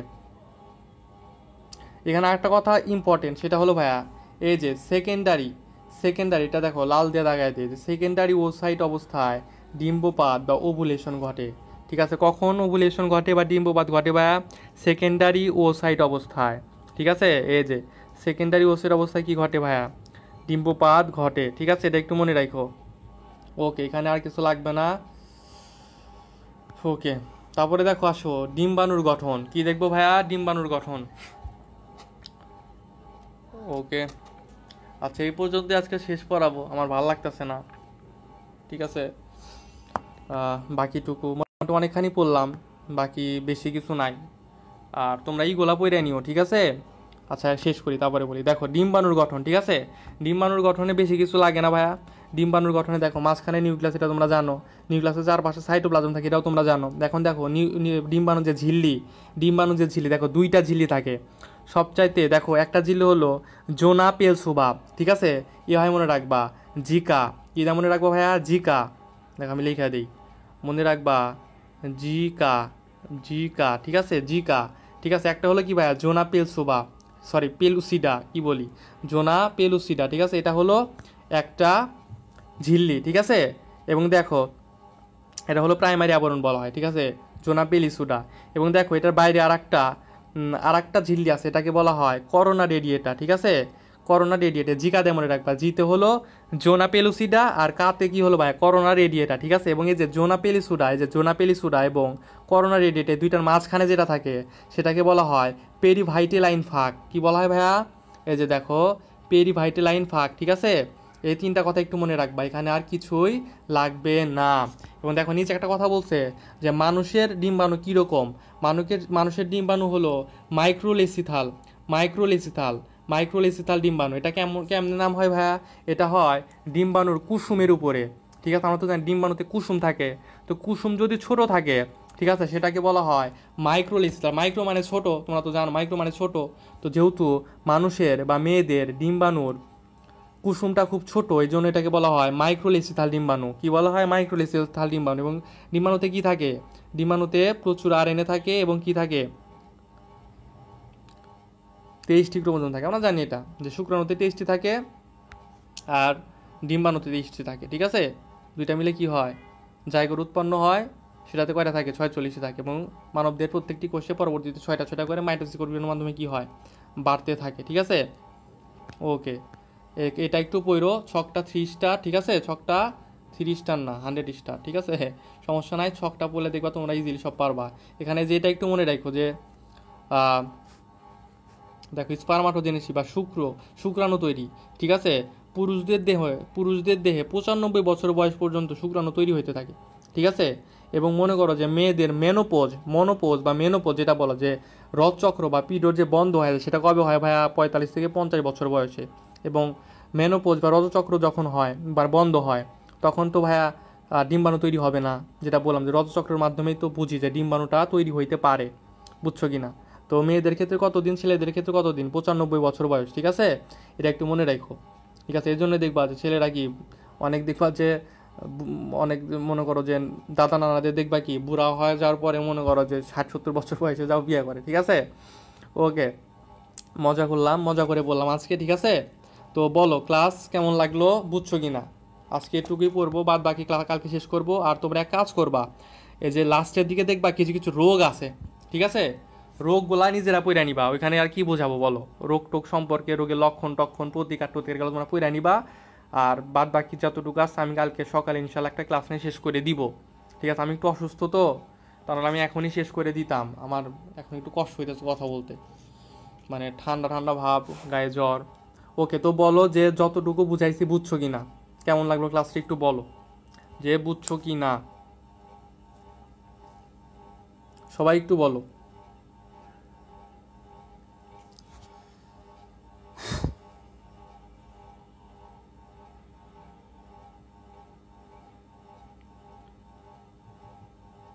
ওকে, আর আমি ভাবতেছি যে শোনো, অনেকে ভাবতে পারো যে ভাইয়া আপনি তো ফ্রিতে পড়াই দিছেন, আর কয়েকদিনই বানি পড়াবেন, ঠিক আছে, যে আর কয়েকদিন পর হয়তো বন্ধ করে দিবেন, পড়াবেন না, ঠিক আছে, ক্লাস নেবেন না, পরীক্ষা নেবেন না। এমনটা হওয়ার কোনো দরকার নাই, ঠিক আছে। আল্লাহ যদি আমাকে সুস্থ রাখে, ইনশাল্লাহ ইনশাল্লাহ আমি তোমাদের মেডিকেল পরীক্ষা পর্যন্তই পড়াবো, একদম শেষ পর্যন্ত তোমাদের সাথে থাকবো, সমস্যা নাই। এবং শেষ করে দিব সব, পরীক্ষা নিব ইনশাল্লাহ আমাদের। ওকে, আচ্ছা, যেটা বলতেছিলাম যে আর ইনশাল্লাহ আমাদের টার্গেট হলো যে মোটামুটি পরীক্ষা হওয়ার সম্ভাবনা হলো ডিসেম্বরের শেষের দিকে অথবা জানুয়ারিতে। ঠিক আছে, তো আমরা যেটা চাচ্ছি যে ডিসেম্বরের 10 তারিখ 15 তারিখের ভিতরে মোটামুটি আমাদের সিলেবাসটা যেন শেষ হয়ে যায়। যেহেতু আমরা তো অন্য কোচিংদের মতো একদিনে 3টে চ্যাপ্টার অধ্যায় পড়তেছি না, আমরা রিল্যাক্সে একটা একটা করে চ্যাপ্টার পড়তেছি। বিশেষ করে আমরা এখন শর্ট সিলেবাসের বাইরে চ্যাপ্টারগুলো পড়তাছি, এই জন্য একটু টাইম নিয়ে পড়তাছি। ঠিক আছে, কিন্তু যেমন শর্ট সিলেবাসের ভেতরের অধ্যায়গুলো, ছোটো ছোটো অধ্যায়গুলো, বিশেষ করে ফিজিক্সের, এগুলো আমরা কিছু কিছু অধ্যায় সামনে একদিনে 2টা করে পড়তে পারি। ঠিক আছে, তো প্যারা নেওয়ার কিছু নাই। ফিজিক্স মনে করো যে ফিজিক্স 10 দিনে শেষ করে দেওয়া যাবে, প্যারা নাই, তোমরা শেষ করতে পারবা, প্যারা হবে না। ঠিক আছে, আর যেটা বলতেছিলাম যে শেষ ইনশাল্লাহ আমরা ডিসেম্বরের 10 তারিখের ভিতরে করব। তারপরে ডিসেম্বরের 10 তারিখের পরে আমাদের তো স্পেশাল কিছু থাকবে। কেমন স্পেশাল ভাইয়া? তখন মনে করো যে স্পেশাল কিছু থাকবে, যেগুলো মনে করো যে বলে না যে কিছু কিছু ক্ষেত্রে মনে করো যে তীর কখনো লক্ষ্যভেদ হয় না, এরকম কিছু টিপস থাকবে। যেমন ভাইয়া, যে আমি তো বলি যে আমি তো তোমাদের পড়াই ভাইয়া গাধার মতো না, সব পড়াবো না, আমি তো ভাই তোমাদের রিসার্চ করে পড়াই। নাম তো রিসার্চ একাডেমি, তাই না? রিসার্চ একাডেমি, তো রিসার্চ করে পড়াইতে হবে। যেমন ভাইয়া আমি একটা কথা বলি, এই বছর 22-23 শিক্ষাবর্ষে যে মেডিকেল পরীক্ষা, ফিজিক্সে 25টার ভিতর 25টা প্রশ্ন আসছে অনুশীলনী প্রশ্ন থেকে হুবহু। তপন স্যার এবং ইসহাক স্যারের অনুশীলনী প্রশ্ন থেকে কি 25টা প্রশ্ন হুবহু আসছে ফিজিক্সে। ঠিক আছে, এটা আমি দেখা বলতাছি, রিসার্চ করা কথা। ঠিক আছে, তো এখন দেখো, তুমি যদি পুরো বই না পড়েও শুধুমাত্র অনুশীলনী প্রশ্ন সলভ করে যাইতা, ঠিক আছে, তাহলে কিন্তু তুমি 25টার ভিতরে 25টা অ্যান্সার করতে পারতা। তোমার সবগুলা অধ্যায় তুমি যদি বেশি না প্রত্যেক দিন 2টা করে চ্যাপ্টার অনুশীলনী পড়তা ভালো মতো, তোমার 10 দিন টাইম লাগতো ফিজিক্স ফার্স্ট পেপার এবং সেকেন্ড পেপার কি শেষ করতে, বুঝছো কি না? তো এগুলা কিছু কিছু ট্রিক্স আছে, যেগুলো মনে করো রিসার্চ করে করে বোঝা যায় যে কই থেকে প্রশ্ন আসতে পারে এবার, কই থেকে আসবে। ঠিক আছে, এগুলা প্লাস দেখো আমার প্রশ্ন কোয়ালিটি মোটামুটি তোমরা দেখছো। ঠিক আছে, আমি তো প্রশ্ন গতানুগতিক ধূপধাপ কোনো জায়গা থেকে তুলে দিই না, আমি প্রশ্নগুলো ভাই অনেক রিসার্চ করে করি। ঠিক আছে, কোনগুলো আসতে পারে, কোন টাইপ থেকে প্রশ্ন আসছে বেশি, ঠিক আছে, ওইগুলা। যেমন আজকে যে জৈব যৌগের প্রশ্নগুলো সলভ করলাম, ঠিক আছে, টেলিগ্রামে, তো ভাইয়া এগুলো হলো মোস্ট ইম্পর্টেন্ট, জৈব যৌগের মোস্ট ইম্পর্টেন্ট প্রশ্নগুলা ওইখানে দিছি। এগুলার ভিতর থেকে এমন হইতে পারে আল্লাহ চাইলে, এগুলার ভিতর থেকেই যদি দেখবা যে জৈব যৌগের যদি 5টা প্রশ্ন আসে, দেখবা হয়তো 2টা বা 3টা প্রশ্ন ওইখান থেকে হুবহু পাওয়া যেতে পারো। ঠিক আছে, এই যে এগুলো পাচ্ছ। আর যেটা বললাম যে ইনশাল্লাহ যদি ডিসেম্বরের ফার্স্ট উইকের ভিতরে শেষ করতে পারি, তারপর স্পেশাল কিছু আসবে, যেটা বললাম যে আমি চাচ্ছিলাম যে অনুশীলনী প্রশ্নগুলো সলভের উপরে ক্লাস নিয়ে আসবো। ঠিক আছে, অনুশীলনী প্রশ্নগুলো সলভ করাবো, প্লাস কিছু কিছু থাকবে যে তখন এক্সাম হবে বেশি, দিনে 2টা করে এক্সাম দিব। যেমন মনে করো যে শর্ট সিলেবাসের বাইরে চ্যাপ্টারগুলোর উপরে এক্সাম থাকবে। ঠিক আছে, তারপর আবার মনে করো যে এক্সট্রা রাইটার যেগুলো আছে, ঠিক আছে, যেমন মনে করো যে বায়োলজির জন্য আলিম স্যার মাজেদা ম্যাম মাস্ট লাগবেই। আলিম স্যার মাজেদা ম্যামের যত ইনফরমেশন আছে পিডিএফ তো আমি টুকটাক দিয়েই দেই। ঠিক আছে, তখন আর স্পেশালি সবগুলোর পিডিএফ দিয়ে দিব, অনুশীলনী প্রশ্ন দিয়ে দিব। এবং আলিম স্যার মাজেদা ম্যাম মানে আদার যে রাইটারগুলো আছে, কষ্ট হচ্ছে কথা বলতে, যাই হোক, এগুলো আদার রাইটার্সের উপরে আলাদা পরীক্ষা হবে, মানে শুধু ওইগুলো রাইটারের উপরেই। তারপর অনুশীলনীর প্রশ্নের উপর আলাদা পরীক্ষা হবে, মানে অনেক পরীক্ষা হবে। ঠিক আছে, তো এইগুলো হবে। তারপরে আমি ভাবছি যে অফলাইনে হয়তো তোমরা অনেকে মডেল টেস্ট দিবা, অফলাইনে মডেল টেস্ট দেওয়াটা উত্তম আমি বলি, মনে করি এটা, ঠিক আছে? যে অফলাইনে যে কোনো কোচিংয়ে উন্মেষ হোক বা রেটিনা হোক বা মেডিকো হোক, যেখানেই হোক তোমরা একটু অফলাইনে মডেল টেস্টটা দিও, লাস্টে যায় হয়তো বেশি টাকা নেয় না, হয়তো 2,000 টাকার মতো নেয়, আমি সঠিক জানি না। তো যাই হোক একটু দিবা, কারণ অফলাইনে মডেল টেস্টটা তো দরকার। এবং আমি যেটা ভাবছি যে অফলাইন মডেল টেস্টের সাথে আমি আমাদের মডেল টেস্টটা সেট করব। কারণ ধরো কালকে কালকে ধরো অফলাইন তোমাদের মডেল টেস্টে বায়োলজি যদি থাকে, বায়োলজি ফার্স্ট পেপার চ্যাপ্টার কি বলে যে পেপার ফাইনাল থাকে বায়োলজি ফার্স্ট পেপারে, তো তার আগের দিন রাতে আমাদের এখানে থাকবে বায়োলজি পেপার ফাইনাল ফার্স্ট পেপারে। তাহলে হলো কি তুমি এখানে একবার রিভিশন করে গেলা, দেন ওইখানে পরীক্ষা দিলা, যেগুলা মনে করো যে তাহলে তুমি অনেক কি করতে পারবা, কনফিডেন্সটা বেড়ে যাবে, ভালো রেজাল্ট করতে পারবা। তো এরকম অনেক ট্রিক্স আসবে, ঠিক আছে? আর জিকে ইংলিশের উপর মনে হয় 3টা না 4টা ক্লাস হয়েছে আমাদের, মোট হয়তো 10-12টা ক্লাস হবে, ঠিক আছে? সমস্যা নাই, জিকে কিন্তু আমাদের অনেক কিছু পড়া হয়েছে ভাইয়া, অনেক কিছু, ঠিক আছে? তো যাই হোক ইনশাল্লাহ শেষ হয়ে যাবে, টেনশন নিও না, ঠিক আছে? কেউ যদি ভাইবা থাকো যে ভাইয়া হয়তো ধূপ করে একদিন নাই হয়ে যাবে আর পড়াবে না, এরকম ভাবার কোনো কারণ নাই। দোয়া করো আল্লাহ যেন আমাকে সুস্থ রাখে, ঠিক আছে? অফলাইনে কোনটা ভালো হবে আমি তোমাকে বলি, শোনো। অফলাইনে হয় কি যে আমি যেটা যতদূর আমি জানি যে মেডিকোর প্রশ্নগুলা একটু মেডিকেল স্ট্যান্ডার্ড হয়। মেডিকেল স্ট্যান্ডার্ড কেমন হয় ভাইয়া? গতানুগতিক যেটা মেডিকেল স্ট্যান্ডার্ড সেটা হয়, ঠিক আছে? এখন গতানুগতিক প্রশ্ন, এখন তোমাকে একটা বুঝতে হয় ভাইয়া, 22-23-এ যারা সেকেন্ড টাইম আছে তারা ভালো জানো, 22-23-এর প্রশ্নে ভাই গতানুগতিক নিয়ম কি মানছিল? মানে নাই, একদম বেসিক থেকে প্রশ্ন করছে, যেটা যেভাবে আমি পড়াই এখন, যে বেসিক থেকে পড়ানো ট্রাই করি, শুধু শুধু দাগায় দিই আর মুখস্থ করে সেটা না, ঠিক আছে?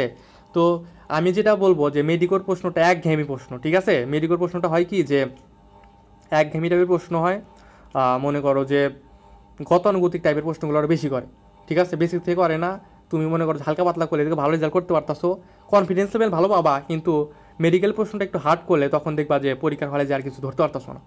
আবার উন্মেষ তো মনে করো যে যেহেতু ওরা মনে করো উদ্ভাস উন্মেষ, ওরা মনে করো বেসিক্যালি ইঞ্জিনিয়ারিংয়ের জন্য পড়ায় উদ্ভাস উন্মেষ, ঠিক আছে? মানে উদ্ভাসটা তো উদ্ভাসেরই একটা শাখা হলো উন্মেষ আর কি, ওটা তো মেডিকেল ওয়াইজ না ওইভাবে। তো আমি প্রেফার করবো যে রেটিনায় ভর্তি হয়েও, ঠিক আছে? আমি যতদূর জানি যে রেটিনার প্রশ্নটি স্ট্যান্ডার্ড মানের হয় এবং একটু ওরা ডিপ থেকে প্রশ্ন করে, ঠিক আছে? তো রেটিনার পরীক্ষাটা দিতে পারো তোমরা, রেটিনা ভালো হবে হয়তো, ঠিক আছে? তারপরে দেখো অনেকে তোমরা যদি অন্য কোনো জায়গায় দিতে চাও দিতে পারো, কিন্তু আমি যেহেতু মতামত জানতে চাইলা দিলাম। আর তাছাড়া আমাদের এখানে তো থাকবেই, ঠিক আছে? আমি এখানে মোটামুটি চেষ্টা করব যে মনে করো যে একটা স্ট্যান্ডার্ড মানের, বিশেষ করে মনে করো যে অন্যান্য মনে করো যে মেডিকো, তারপর রেটিনা, তারপরে মনে করো যে উন্মেষ, সবগুলোর প্রশ্ন অ্যানালাইসিস করে মিক্স আপ মনে করো একটা প্রশ্ন ট্রাই করবো, ঠিক আছে? মানে সবার প্রশ্নেরই একটু একটু মানে টেস্ট থাকবে আর কি, আমাদের মডেল টেস্ট আর কি। তো সমস্যা নাই, ভালো করে পড়ো, আমার জন্য একটু দোয়া করো, ঠিক আছে? ইনশাল্লাহ বাকিটুকু কালকে সকালে শেষ করাই দিবনি। আর দেখি কালকে ইনশাল্লাহ ট্রাই করব। এখন দেখি কালকে মেক এক্সাম হইতেও পারে না হইতে পারে, যেহেতু আমাদের ডেট ছিল কালকেই তো মেক এক্সামের ডেট, কিন্তু যেহেতু চ্যাপ্টারটা কালকে শেষ হইতেছে, ঠিক আছে? তো কালকে যদি মেক এক্সাম নাও হয় পরশু দিন হবে, পরশু দিন শিওর হবে ইনশাল্লাহ, ঠিক আছে? ওকে, আর ইনশাল্লাহ কালকে মেডিএইম অফলাইন, মেডিএইমের শোনো, মেডিএইম আমি একটা কথা বলি, মেডিএইমের কথা আমি যতদূর জানি যে মেডিএইম এবার ভালো সাফল্য দেখাইছে, ঠিক আছে? কিন্তু আমি মেডিএইম সম্পর্কে আমি জানি না। মেডিএইমে মনে করো যে আমি প্রশ্ন ওদের কোনো দিন দেখি নাই, ওরা দাবি করতেছে, ওদের আমি পোস্ট দেখছি দিয়ে একটা, ওরা দাবি করতেছে যে ওদের প্রশ্ন স্ট্যান্ডার্ড মানের ভালো, ইভেন ওদের প্ল্যাটফর্ম থেকে নাকি ভালোই চান্স পাইছে, ঠিক আছে? এখন ভাইয়া দূর থেকে একটা কথা আছে গ্রাম্য ভাষাতে, দূর থেকে কাইসা খ্যাত ঘন দেখা যায়, ঠিক আছে? তো তুমি যখন না যাইবা ভিতরে তুমি জানবা না। যেটা আমি বলতেছিলাম যে তুমি যখন এইচএসসি পরীক্ষা দিছো, তারপরে অনেকেই বলছে যে হ্যাঁ এই কোচিং ভালো, ওই কোচিং ভালো, এই কোচিংয়ে ভর্তি হওয়া, কে বলছে ওই কোচিংয়ে ভর্তি হওয়া, কিন্তু ভাইয়া যারা কোচিং করছে বা করে তারাই বোঝে যে কোচিংয়ে কী আছে। কোচিংয়ে কিছুই নাই, অফলাইন কোচিংয়ে কিছুই পাবা না, শুধু যাবা আসবা, পড়লে নিজে পড়বা, না পড়লে নাই। যদি একটা টপিক না বুঝো কখনো তোমার সেটা জিজ্ঞাসা করার উপায় নাই। ইভেন এমনও হয়, আমি যতদূর জানি যে তুমি একটা কোচিংয়ে একটা চ্যাপ্টার মানে একটা স্যারকে তুমি একবারই দেখতে পারবা। তুমি যে 3 মাস কোচিং করবা, একটা স্যারের ফেস তুমি একবারই দেখতে পারবা। ওই স্যার তোমাকে একটাই ক্লাস নিবে, 3 মাসের ভিতরে ওই স্যারের চেহারায় তুমি দেখবা না, ঠিক আছে? মানে একটা চ্যাপ্টার একটা নতুন নতুন স্যার নেয়। তো এমনি তো ভাইয়া হয় না, এমনি তো তুমি একটা প্রবলেম পড়লে জিজ্ঞাসা করবা কাকে, এরকম না বিষয়টা। তো আমি ভাই অফলাইন কোচিং আমি প্রিফার করি না, ঠিক আছে, তো যাই হোক এটা আলাদা আলাদা কথা গেল। তো যেটা জিজ্ঞাসা করলাম যে মিডিয়াম, তো ভাই আমি মিডিয়ামের প্রশ্ন দেখিও নাই, আমি মিডিয়াম সম্পর্কে আমার কোনো ধারণা নাই, তো আমি আন্দাজে কিছু বলতে পারবো না। ঠিক আছে, আমি জানি না। তবে তোমরা এক কাজ করতে পারো, আমি যেটা বললাম যে আমি যতদূর জানি যে রেটিনার প্রশ্ন স্ট্যান্ডার্ড মানের হয়, ভালো হয়। আর রেটিনা এটা যেহেতু মনে করো যে মিডিয়াম, তো এখনও মনে করো যে ওইভাবে মনে করো যে বিস্তৃত না, ঠিক আছে। কিন্তু রেটিনা যতই বলো ভাইয়া, রেটিনায় মনে করো যে ওদের ইনস্ট্রাক্টর বেশি, ঠিক আছে, ওদের ইনস্ট্রাক্টর বেশি, ওরা রিসার্চারও বেশি করে, ঠিক আছে, ওরা জানে হয়তো বেশি। তারপরেও দেখো তোমার কাছে যদি ভালো মনে হয়, তোমরা পড়ছো, তোমরা তো জানো যে কোনটি স্ট্যান্ডার্ড মানের প্রশ্ন কোনটা না। তোমার কাছে যদি ভালো মনে হয় তুমি মিডিয়ামে ভর্তি হইতে পারো, এটা সমস্যা নাই। তো যাই হোক এইটাই, ঠিক আছে। ওকে, তো আর কোনো প্রশ্ন প্রশ্ন থাকলে করো, সমস্যা নাই, বলো।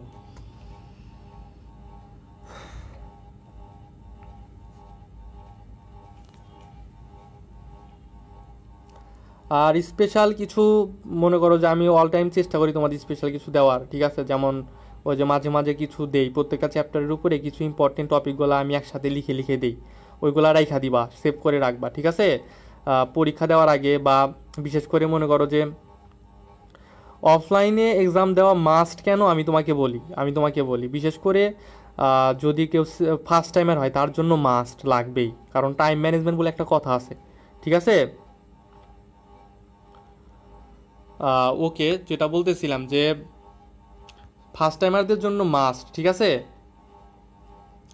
তুমি বাসায় দিতে পারো, এখন আমি তোমাকে বলি, তোমাকে মডেল টেস্ট কেন দিতে বললাম তোমাকে একটু বুঝাই, তুমি বুঝবা। দেখো তুমি যখন মডেল টেস্ট দিবা, ধরো তুমি রেটিনাতে মডেল টেস্ট দিচ্ছ, ঠিক আছে।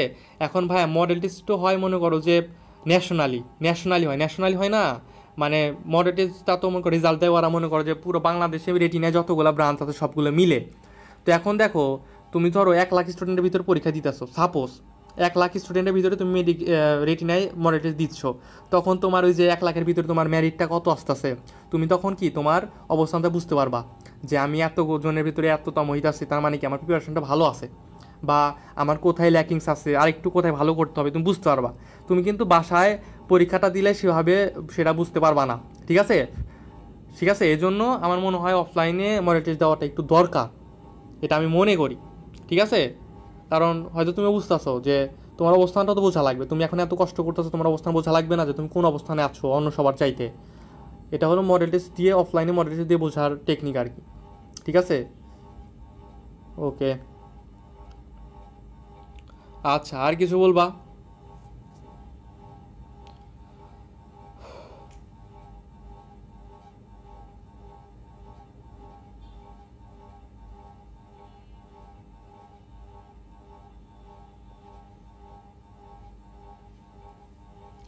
তো যেটা বলতেছিলাম, ওই আমি যেগুলা নোট করে করে দেই, ঠিক আছে, মানে আহ, প্রত্যেকটা চ্যাপ্টারের উপর স্পেশাল কিছু, ওইগুলো একটু মাঝে মাঝে রিভাইজ করবা, ঠিক আছে। ওইগুলো রিভাইজ করবা কারণ ওগুলো ইম্পর্টেন্ট, ওগুলো থেকে প্রশ্ন সম্ভাবনা বেশি এবং ওগুলো ভুলে যায় বেশি বলাবান, সেজন্য ওইগুলো নোট করে দেই, ওগুলো একটু মনে রাখার ট্রাই করবা, ঠিক আছে। বাদ বাকিগুলো মোটামুটি একবার দুবার রিভিশন দিলেই দেখবা মনে থাকবে, বুঝছো কিনা।